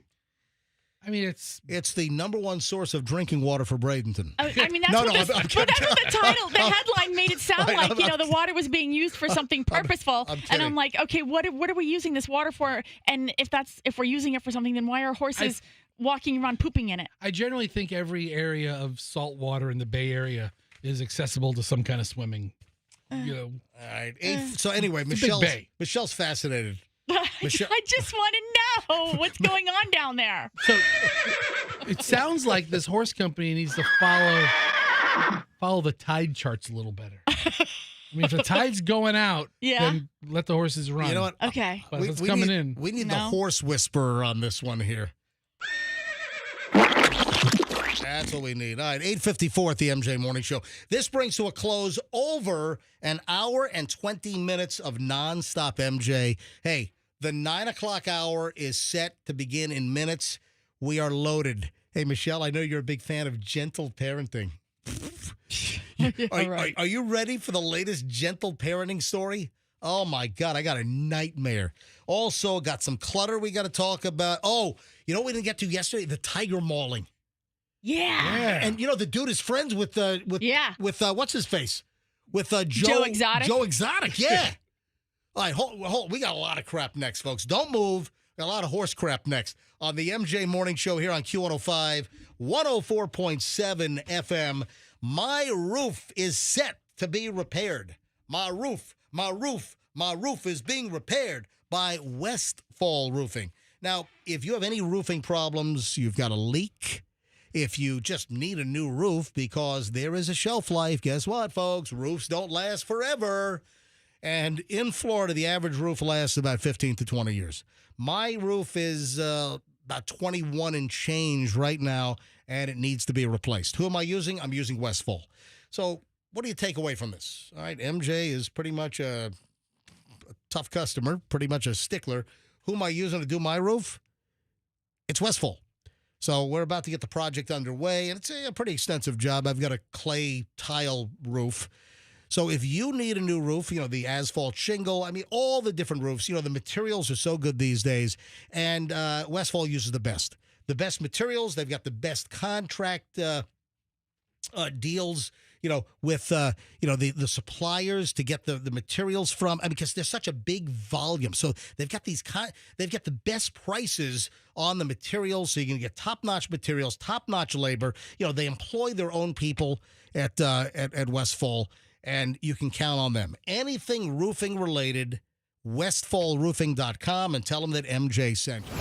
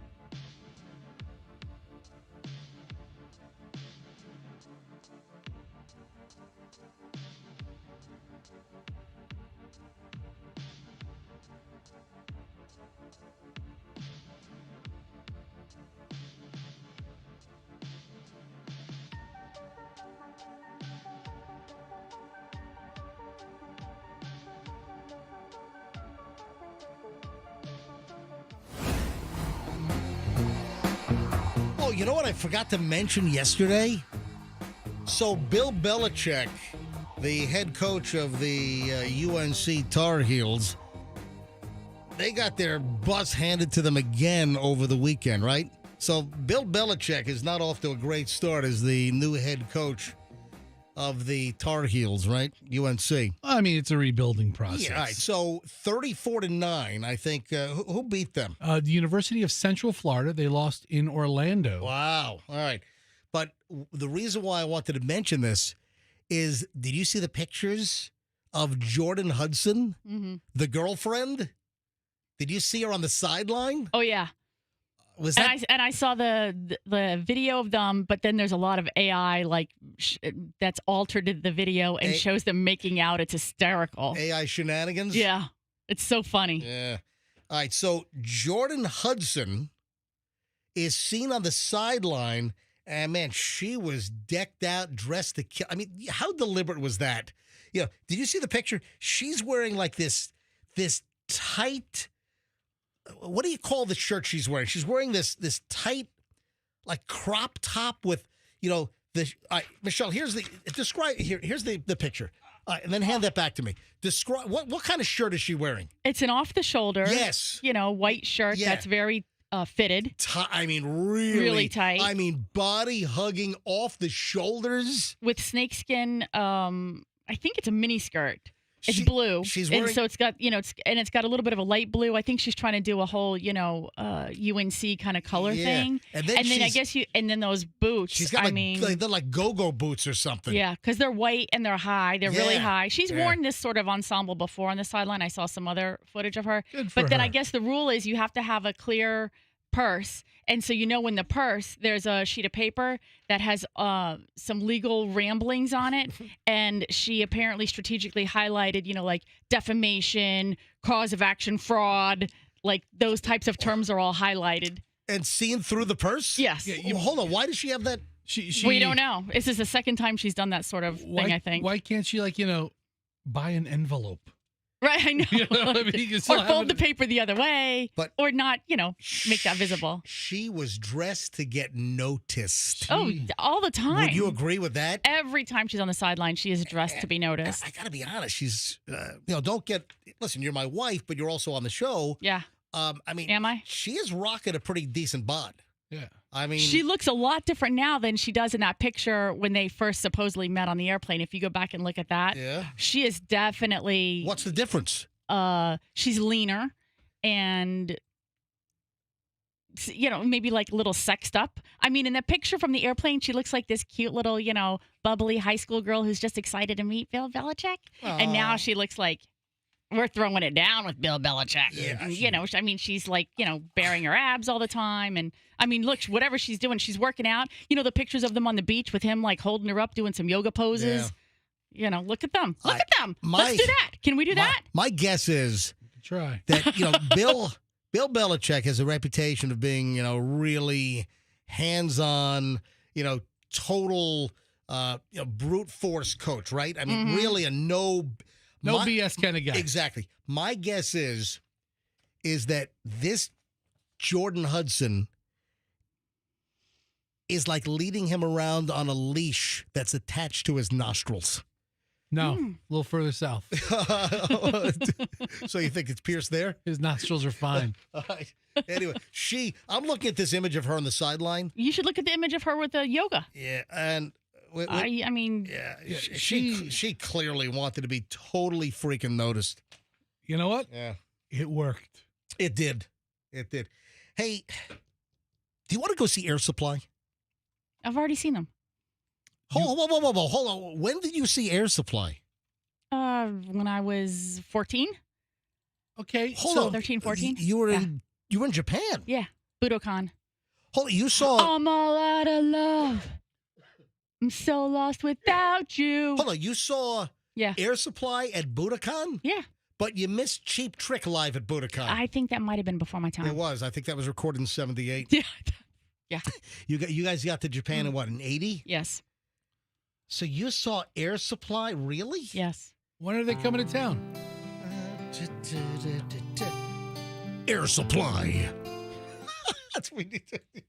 Oh, dude. Air Supply. At the Mahaffey Theater, Air Supply. What? They're going to be at the Skip? Yeah, October 8th. Oh, wow. So, I got to be honest. I'm comfortable with my masculinity. I'm comfortable enough that, you know what? I don't mind a little Air Supply. I like Molly Hatchet, too. Is this yacht rock? I like AC/DC. No, it's just a nice soft rock Michelle, does Air Supply count as yacht rock? Would that be yacht? Is this yacht rock? I'm all out of love. I'm so lost without you. I don't know if this qualifies as yacht rock. I think Lost in Love is a better one for yacht rock. Oh, yeah. Lost in love and I don't know much. Yeah. That All right, one. so according it's a little to- more, has a little quicker beat, I guess. According to AI. Yes. No. Air Supply is not yacht rock. Air Supply is generally not considered yacht No, rock. it's Air Supply. You said Hair Supply. No. Yeah, they both work. Hair, when I saw them. Hair Supply. No, you go to Sally's for Hair Supply, Air okay? Supply is generally not considered yacht rock. While the music is still soft rock, yacht rock has distinct characteristics like jazz or other funky elements. Yeah, we're running the commercial for Air Supply. When is it Wednesday? It's the 8th, whatever day the 8th is. Oh, and we're giving away tickets every afternoon at 4:20.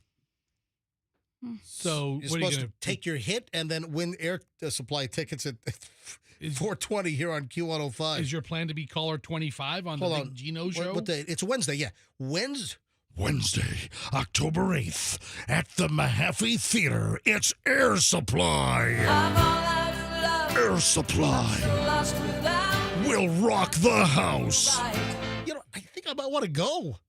Okay. I like Air Supply. Yeah, go. You should go. I don't know who the opening act's going to be, but if they're going to have an opening act, Michelle, you want to go to Air Supply? Maybe.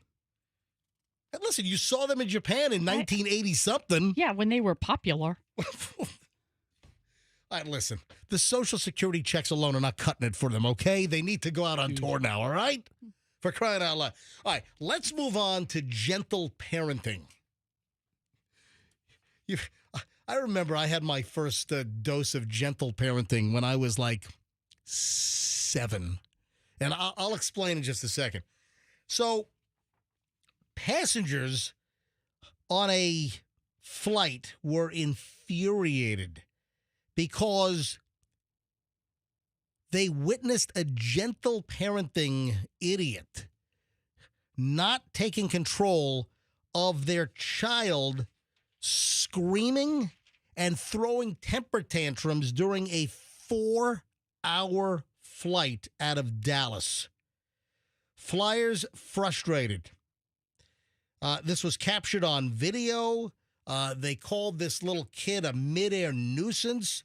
And again, this has caused a whole debate on what is called gentle parenting. Now, Michelle, you know much more about the parental tactics, and you're more well-versed on this. So describe, for those that don't understand, describe what gentle parenting is. You know what? I really don't know because I never practiced it. Oh, come on. You know what it is. It's not being as disciplinarian as Michelle. It's not having a heavy hand in the discipline.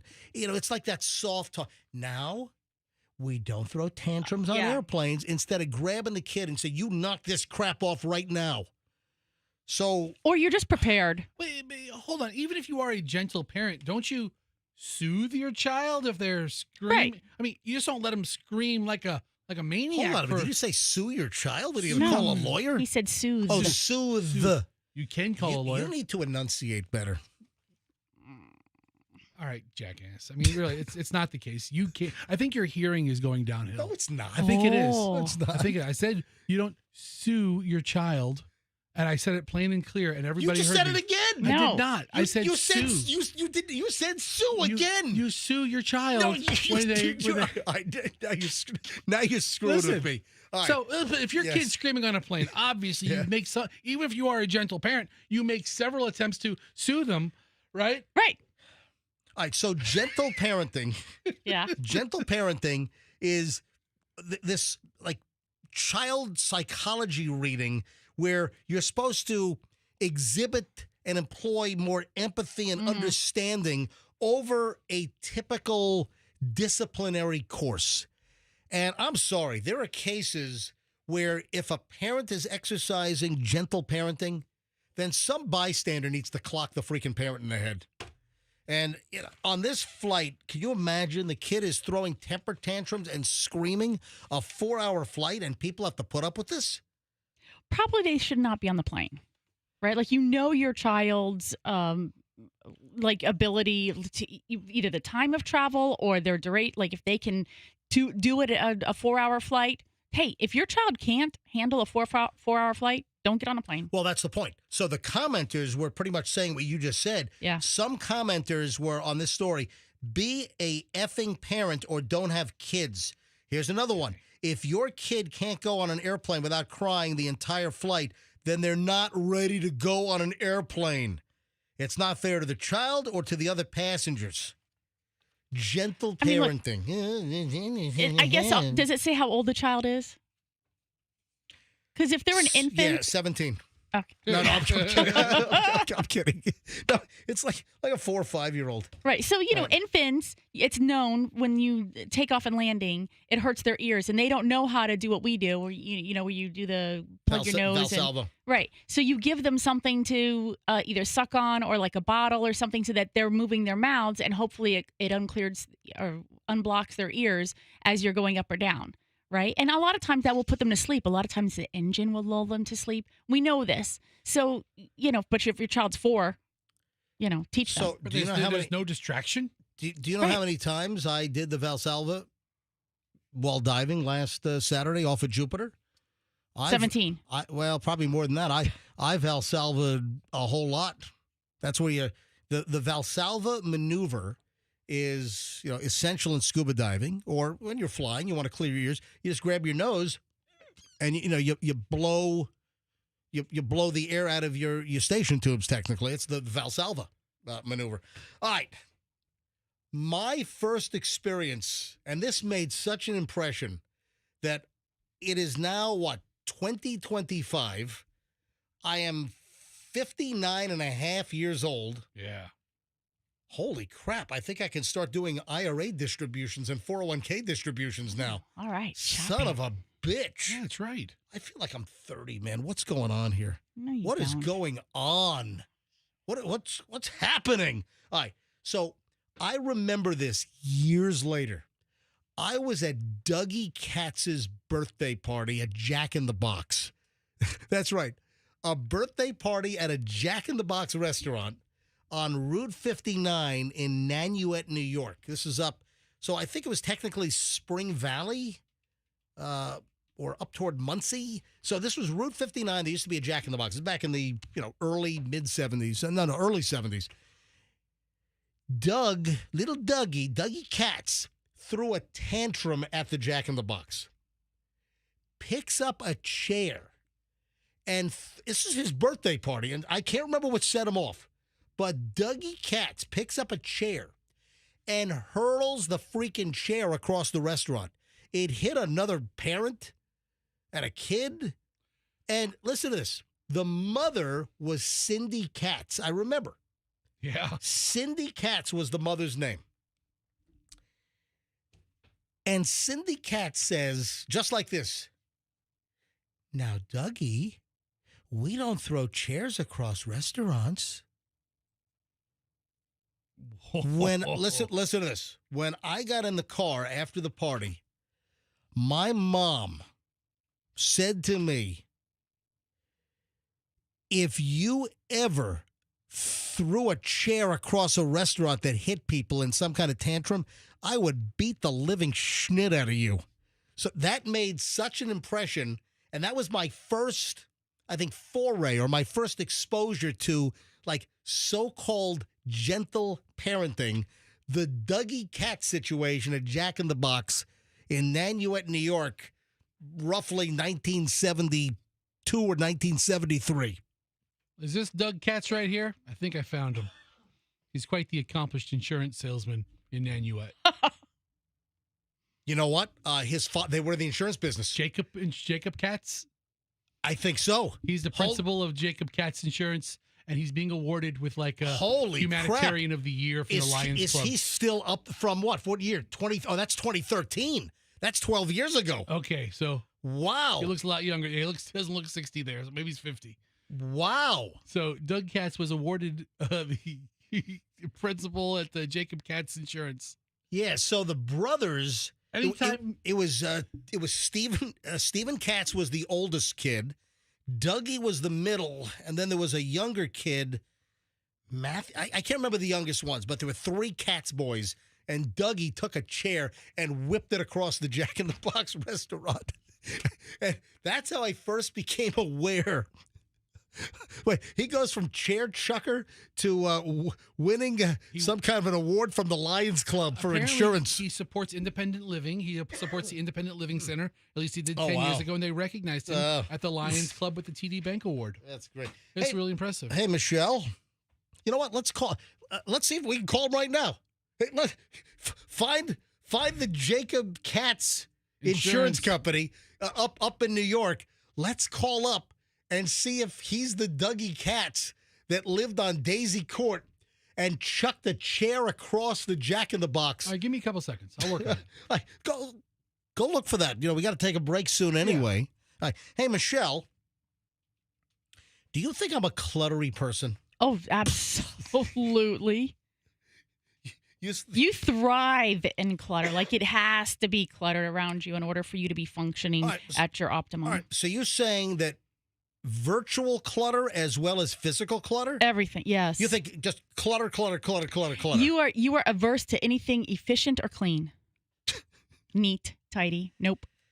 All right. Well, I want to give you a headline from a story, and I want to know if this is something you agree with. You ready?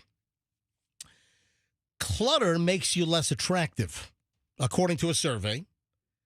Clean up your act or risk killing your relationship. Are you headed for a messy breakup? New York Post.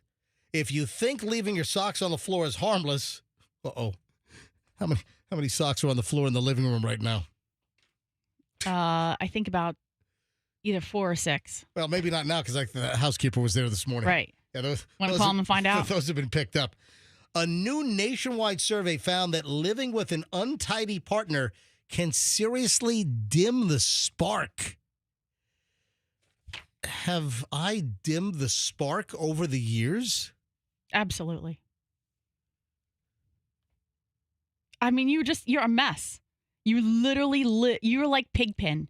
It's like whoever drew Pigpen had you in mind when they drew that cartoon. Oh wait, whoever drew, you don't know who Charles drew Schultz. Yes, duh, Charles M. Yes. Schultz. Right. Drew Pigpen. Of course I know. Yeah, as far as the Peanuts crowd goes. All right. So, am I less attractive to you? You're just messy. You're super. And it doesn't matter what I do. If I clean off a space in the kitchen, it's like, I always say this to you, that cleaning it off is not an invitation for you to come in and mess it up. But it literally is. We will no sooner get the kitchen cleaned up, and then you'll go, I'm making 3 different dishes this weekend, and all of them require every single pot and pan we use, and all of the dishes will be used as well, so you have to run the dishwasher 5 times. By the way, I used our last jar of my homemade San Marzano tomato sauce. So I do need to make a whole new batch of my famous, San Marzano gravy. Got to do it. What else do I? Oh, I got to make more of my conch stew. See, I don't find that so necessary. Like, we're empty nesters now. If I want pasta, I just can order it from somewhere. No, I want to make my own pasta with my. Why? Because you never wanted to make it all these years. Oh, come on, Michelle. All these years, all of a sudden you want to make it. I've been making pasta sauce for years. No. All right. I think Fester's in the producer's booth trying to get Dougie Katz on the phone. See if he remembers hurling a chair across the Jack in the Box. All right, 9:21 at the MJ Morning Show. So heads up, 1,000 people in relationships were surveyed, and over 1/3 admit that a partner's clutter has made them feel less attracted to the individual. All right, let me see if Fester's had any success in getting a hold of Dougie Katz, and we'll get the story next. Hold on. Back in a second. It is the MJ Morning Show. We've got one final chunk, and as you know, the final segment of the show every day is my favorite because I got to get in all the good stuff that I haven't gotten in yet because I hate leaving crap on the table. All right, back in a second. MJ Morning Show, Q105 here on 104.7 FM. There is phenomenal news if you're a Genesis fan, and I'll tell you what, I've become a Genesis fan. First of all, my mom just got a brand new GV70. That is the SUV, and it is sleek. It is a rich-looking vehicle, and it's so attainable. And there are some lease deals going on right now at Genesis of Tampa that'll knock your socks off, like the GV70, 2026, $369 a month. You got $49.49 due at signing, 36-month lease, 10,000 miles a year on this thing, and it is an awesome vehicle. Julian, my son, rented a car at the airport for a film shoot about a month ago or so, and he ended up with a G70. That's the Genesis sedan. Julian, 21 years old, said, this car is fantastic. I would absolutely buy this car. And now you've got an option, folks. There's a brand new Genesis store here in Tampa Bay. It's Genesis of Tampa at I-275 in Pierce.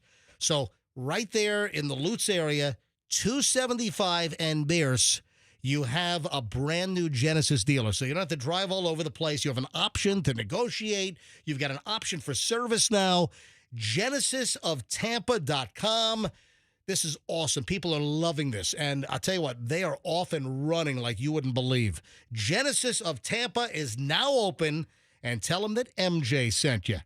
Plan B Air Conditioning.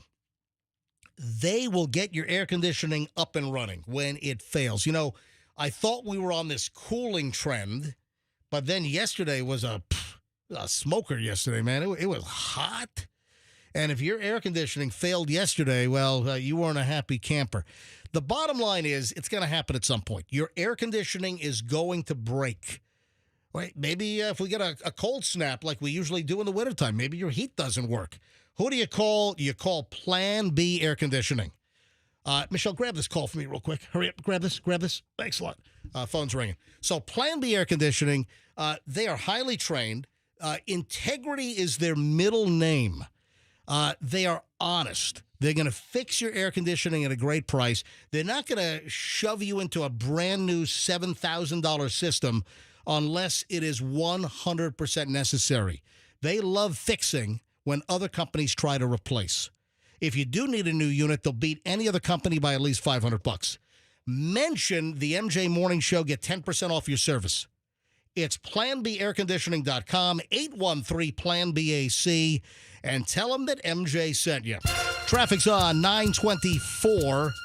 Schreiner's got the final check this morning, and we're back in minutes. Stand by. The crash on 75 South at State Road 56. Traffic is backed up almost to Bellamy Brothers Boulevard. I-4 westbound looking better till you get to 301. Then there's heavy volume all the way to the 275 junction. 275 South through Tampa slow from Bush Boulevard through the junction. And heavy volume on 75 North between College Avenue and Gibsonton Drive. Keeping you updated, I'm Schreiner. Traffic brought to you by the aggressive attorneys Winters and Yonker.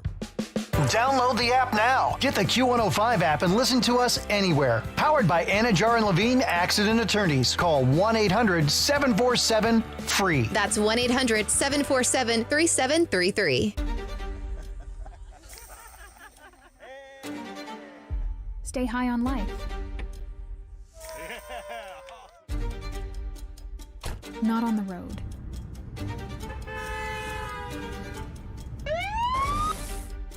Driving high will get you a DUI, and it could mean costly deductibles, higher insurance rates, jail time, and potentially your life. Don't put yourself and fellow drivers at risk.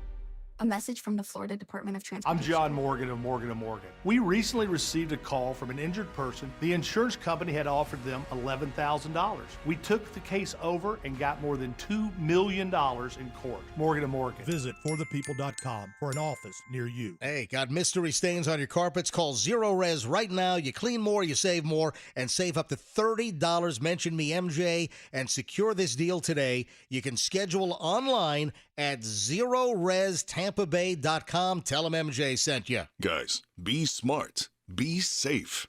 Seems certain low-T clinics have replaced pill mills. Testosterone is a controlled drug under state and federal laws and must be prescribed by a licensed medical professional. It is illegal for a physician or clinic to dispense testosterone to a patient. A treating medical professional must provide you with a prescription to be filled at a pharmacy of your choice. Additionally, an advertisement cannot offer you free or discounted service without the ad notifying you of your rights. True FDA pharmaceutical testosterone is only available by prescription or administered in a physician's office. For 15 years, James Deraspino, MD, at the Center for Men's Health, has been treating low T in a safe and affordable manner. C4MH.com. Real, honest, and legal low T care. Be smart, be safe, and stay legal at C4MH.com. Progressive's Teen Driver Discount could lower the cost of insurance for your teenager and save you some money. And then you can still spend money on them. Because just when you think you have a grasp on spending, new sneakers. And then it's money for a school field trip. And of course, spending money. Oh yeah, and a new phone to replace the one they dropped in the toilet. Oh, don't remind me. So just get Progressive's Teen Driver Discount. And then you can continue to spend money on them. Endlessly. Progressive Casualty Insurance Company and affiliates. Discount not available in all states and subject to terms and conditions. You hear that? That's Mike sleeping soundly on a Sunday night. That's because Mike was smart this time. He took ZQL Ultra to fall asleep fast, stay asleep longer, and get the deeply restorative sleep he needs. So now he wakes up refreshed and ready to conquer Mondays. Let's do this Monday. ZQL Ultra. Not for colds, just for sleep. Really great sleep. Use as directed. Keep out of reach of children. Life is too short for crappy morning radio. This is the MJ Morning Show on Q105. Oh, boy. So now we have a friend of Joe Exotic from the Tiger King who had his face ripped off in front of spectators. Holy crap. This is at this... Are you going to continue the story? What are you laughing at? I just want to know, are they going to be the viewers, the people, the spectators who were there? Are they going to get the same offer that Joe Exotic made when his employees got her arm chomped off by the tiger? I mean, they should get a better deal than that. You think so? You mean... Ladies and gentlemen, before you hear it on the news, I'm going to tell you myself. About an hour ago, we had an incident where one of the employees stuck their arm through the cage and a tiger tore her arm off. I can give you your money back, or I can give you a rain check. Why don't you come back at another date? Ladies and gentlemen, you just saw our trainer have his face ripped off and murdered by a tiger. We can give you a rain check, or we can give you your money back, or we can give you a keychain out of the gift shop, or a little stuffed tiger. What do you think? What are you gonna opt for? Man, this is terrible. So a Joe Exotic associate was mauled. I had this in the pile yesterday. We just didn't get to it. This is nuts. And by the way, that could be one of the greatest clips from a documentary of all time. Yeah. From the Tiger King, you know, which we all watched during COVID. Remember, it was the rage. It was the whole country was watching. I think I want to watch it again. So one of the employees had her arm torn off by a tiger. And Joe Exotic goes into the gift shop, and you got these ladies that are shopping. They're looking at the little tiger knickknacks, and he walks in and says, "Folks, I want to tell you before you hear it on the news, we had an employee had their arm just ripped off." And then this is the greatest documentary clip of all time, right? Ladies and gentlemen, before you hear it on the news, I'm going to tell you myself. About an hour ago, we had an incident where one of the employees stuck their arm through the cage, and a tiger tore her arm off. I can give you your money back, or I can give you a rain check. Why don't you come back at another date? And then there's this one. I'm never going to financially recover from this. That was after the fact. So he thought he was never going to financially recover from the employee getting their arm ripped off. So these guys are both from Oklahoma. Joe Exotic was in Oklahoma. Yep. This guy was in Oklahoma. Exactly. He got some of his tigers from Joe Exotic. Yeah. So some of these tigers, when Joe Exotic went out of business and, he ended up going to prison. I mean, Joe Exotic is still waiting for a pardon from the president. Joe Exotic is still incarcerated. It's coming, Joe. Yeah, well, I don't know about that. An associate of Tiger King star Joe Exotic mauled by a tiger while performing in an animal show in Oklahoma, and he died right in front of the freaking spectators. Oh, my God. That's awful. Ryan Easley was handling the tiger during the show over the weekend on Saturday at the Growler Pines Tiger Preserve in Hugo. Is that the best name for a tiger preserve? The Growler Pines Tiger Preserve. That's in Hugo, Oklahoma, which is Choctaw County. The pride of Choctaw County. According to Sheriff Terry Park. By the way, Michelle, where did we see this Terry Park? We saw him on the news, right? The guy sounded like, I don't know what he sounded like. Oh, yeah. He sounded like he might have had a third-grade education. Yes. I mean, what the hell? Oh. Yeah.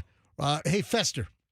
Yeah, I'm looking up some video. See if you can find the video of Sheriff Terry Park from Choctaw County. See if you can find the video of him talking about who had that. Was it ABC News or was it NBC Nightly News that had that?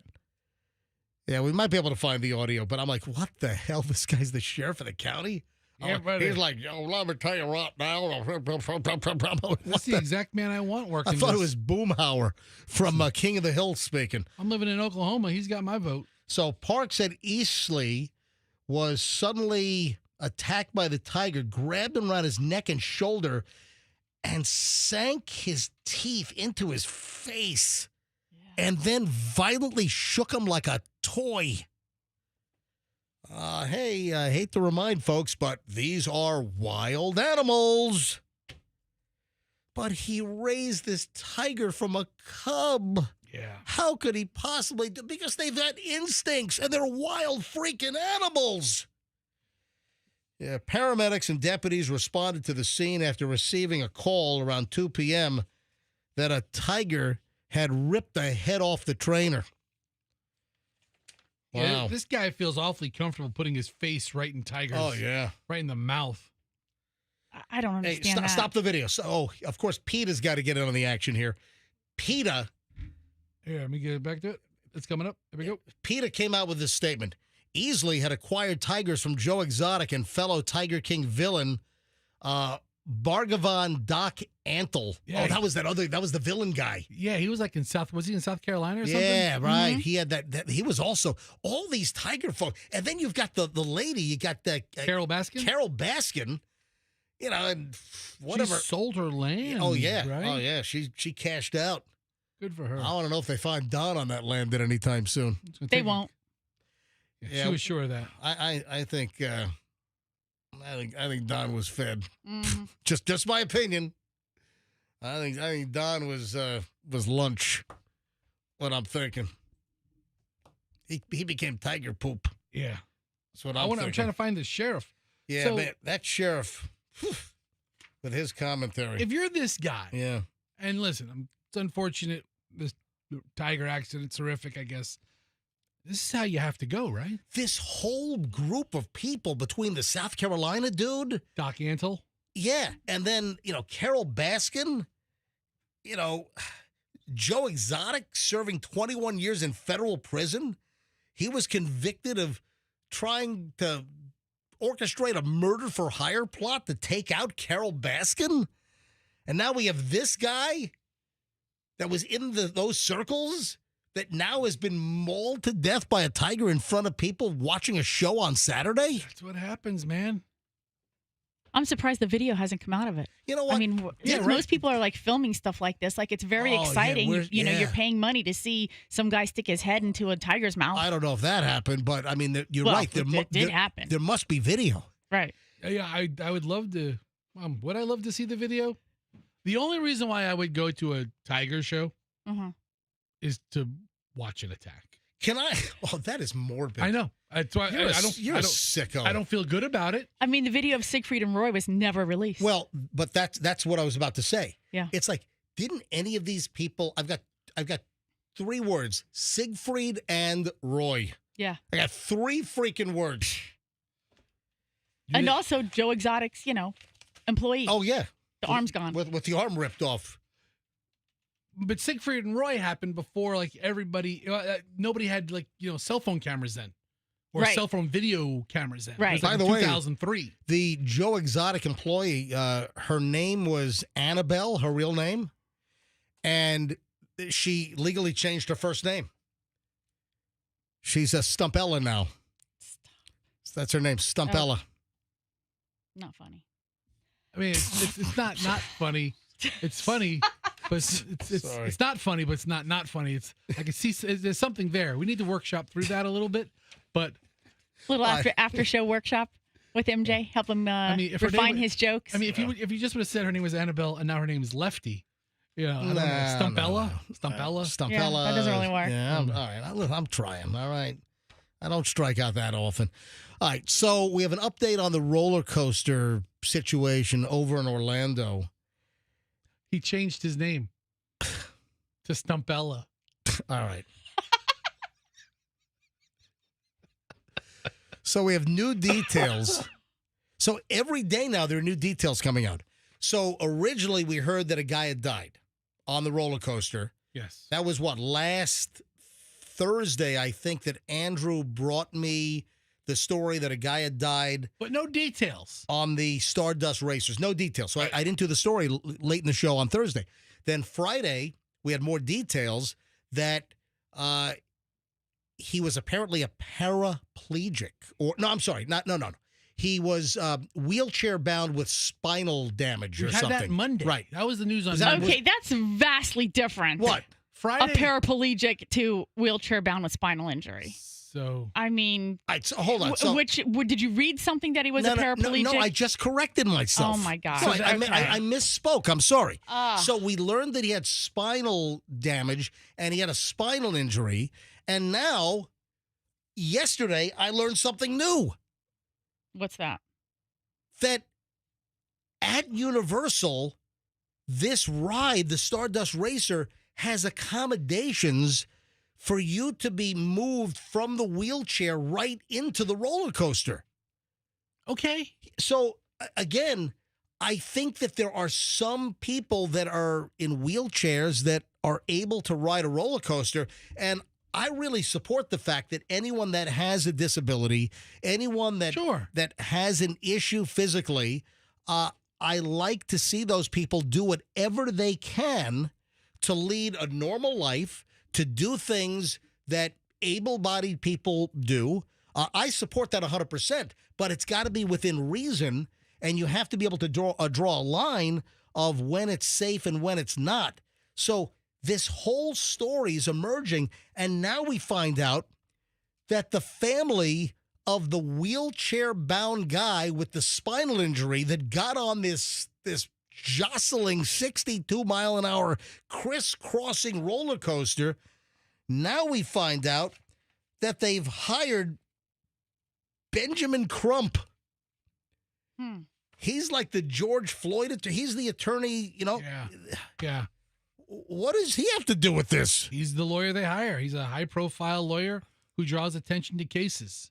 And he's probably not somebody who Universal really wants to tangle with. But does Universal have any culpability here? You have got a guy. I mean, you still have to make the right decision. It's incumbent upon you, if you have a disability. This is going to be played out in the media, and there's going to be a settlement. So, you think that That's how this Universal is going to settle this thing? Eventually, it's going to be so much noise from Crump that this is going to be a settlement. Really? As of yesterday, the Stardust Racer was still closed. Andrew, can you check Stardust Racer right now and see if right now on this Tuesday morning, what is it, 9:41, see if Stardust Racer is still closed. Stardust Racers, it's plural. Well, I did read that the investigation is going to take quite some time, so I was thinking, like, is the ride going to have to be closed for the duration while it's being inspected and analyzed by whoever, either the law enforcement or I guess if the families, the Department of Agriculture, they regulate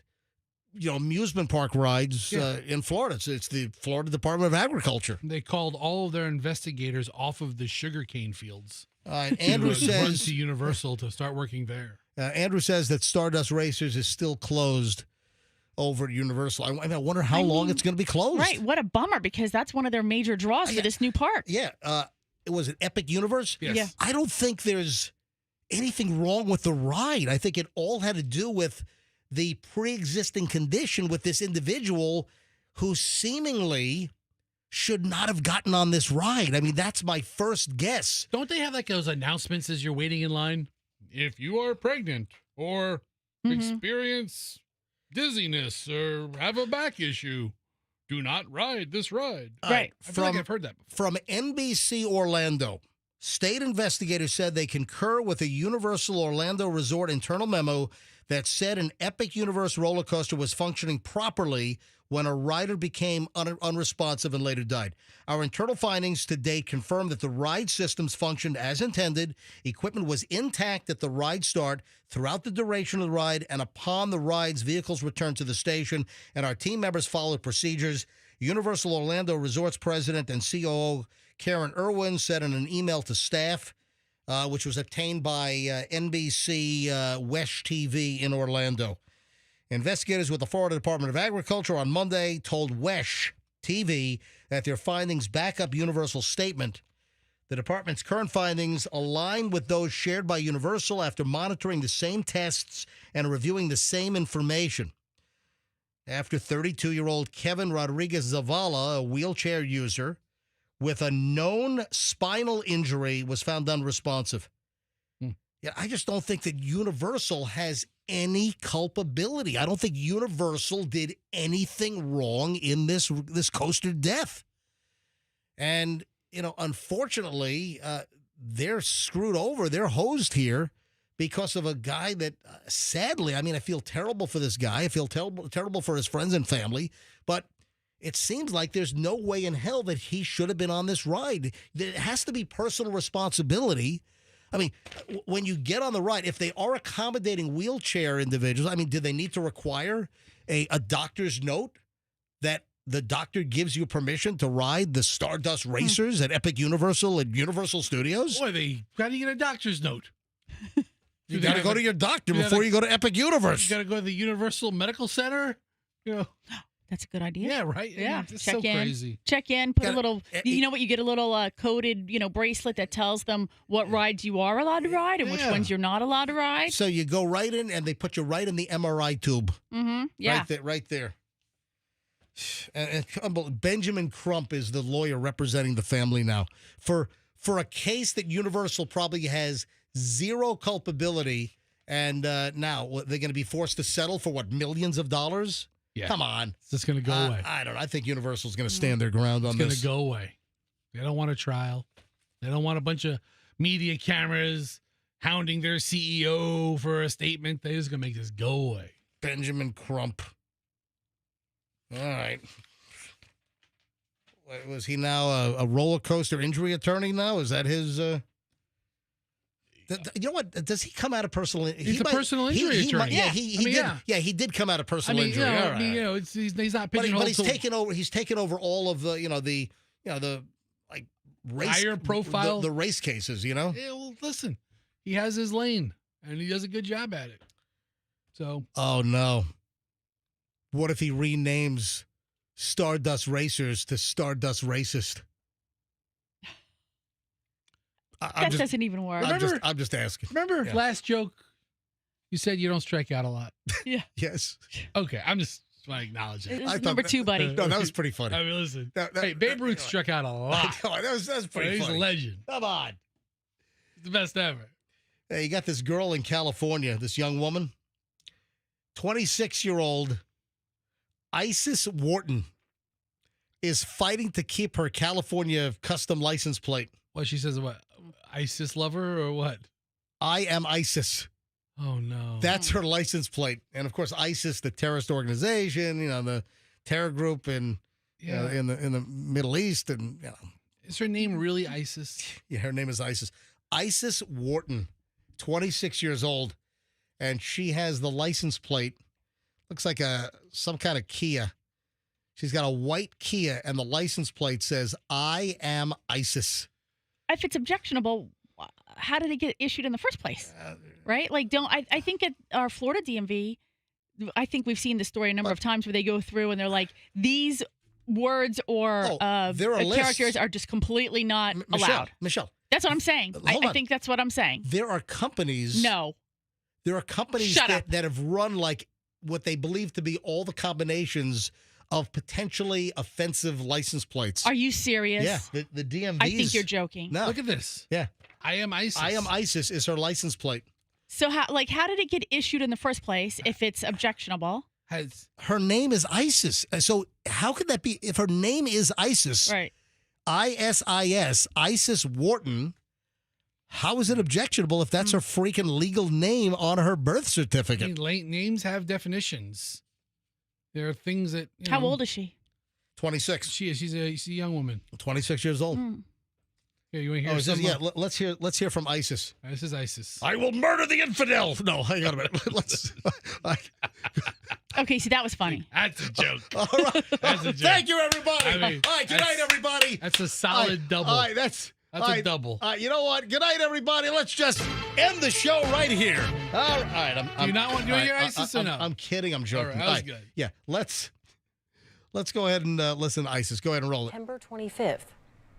I was named after the Egyptian goddess, and she's like the goddess of healing and motherhood, and so it's much more peaceful than they're putting it out to be. And I didn't have any pushback from the DMV originally, so I thought everything would be good.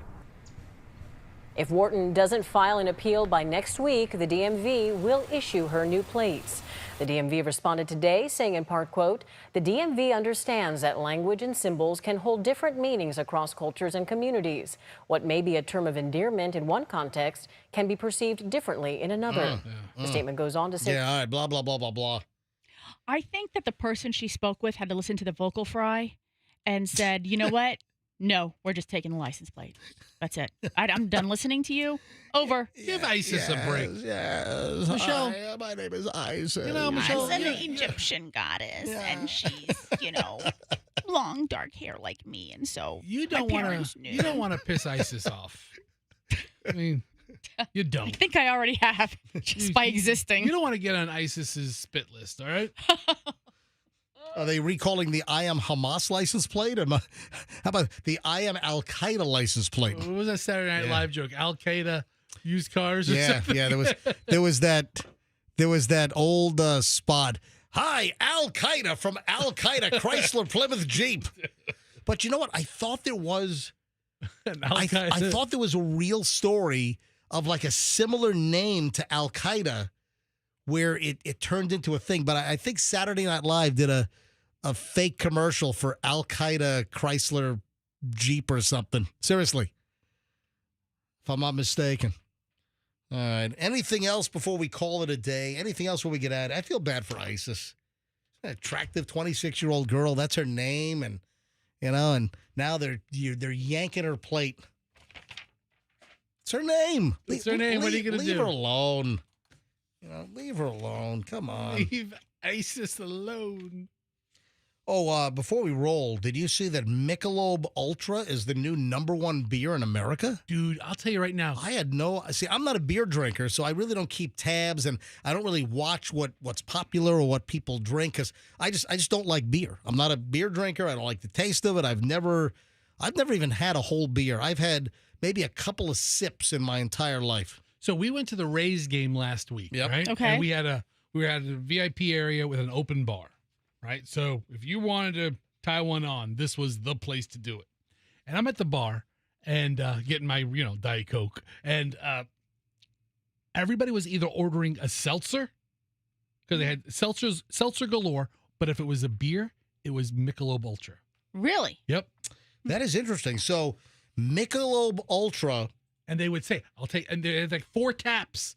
Some of them were like microbrews, or some of them were like the wheat ales or whatever. So and people waited for the Mick Ultra to get refilled. Modelo was the number 1 beer, and a couple of years back, Modelo that replaced Bud Light, right, as the number 1 beer. And also, wasn't that around the time of the whole trans that's Bud Light? What prompted the difference in the adjustment in the hierarchy. All right. Yeah. So Michelob Ultra, now the top-selling beer in the U.S., beating out Modelo Especial. And, of course, Modelo, a couple of years ago, unseated Bud Light. Modelo Brewer Constellation Brands has reported weaker demand from Hispanic consumers. Oh. So fewer Hispanics are buying Modelo, or is it just that brand, or fewer Hispanics just buying beer in general? I don't know. Yeah. I don't know. Maybe it was a thing when, Modelo was, culturally theirs. And right. then now you see Modelo on every commercial. They're trying to appeal to every audience, and maybe they have they soured toward that product. So you're telling me that you have, with your anecdotal evidence, you've witnessed what appears to be an increased demand for Michelob Ultra. Michelob Ultra in the silver can. Wow. Yeah. Or the white can. All right. And with that, I think we're going to call it a day. Folks, I am so accessible. Are you grunting over there? That was a grunt of agreement. I was like, yes, you are. Yes, very accessible. I just hear grunts coming out of Fester's face. I was agreeing with you. I concur. How accessible am I? My email is private, and you can email. No one goes through my email other than me. I'm MJ at mjmorningshow.com. You got a hot tip, got some gossip, something we need to know? Please, if you want to remain anonymous, we get all kinds of hot tips. If you got some hot tips, gossip, something that we need to know, just drop me an email or any communication, anything you want to talk to me about. Got some content for the show, whatever it might be. MJ at mjmorningshow.com. My Instagram with DMs wide open. Give me a follow at Certified MJ Radio. And, of course, the show is MJ Morning Show. Follow both on Instagram right now. And the Rays, I guess the deal could be done by the end of the week. Yeah, I meant to mention, it looks like this, was it Zalupski? The guy from Jacksonville. Yeah. So the Major League Baseball owners approved the sale to the new Jacksonville developer. The big question is, I think the chances are that they do stay in Tampa Bay, but I'm telling you right now, you cannot rule out an Orlando swoop in to try to grab the team. You got to have that in the back of your mind. So where are the Rays going to end up? We know that the Rays just did their last game at Steinbrenner. Rays should be back at the Trop with the new roof come in April of next year. They're already putting the roof back on. Making some pretty quick progress. That started a month or so ago. All right. So the question is, Tampa, St. Petersburg, or will the Rays move to Orlando? That's going to be the big question on where a new stadium's going to be. Anyway, they're going to be at the Trop for, probably 3-4 years is what I'm guessing. They'll probably have to extend the deal, actually. All right, folks, have a great one. We'll see you back here tomorrow. MJ Morning Show on Q105, and let's be careful out there.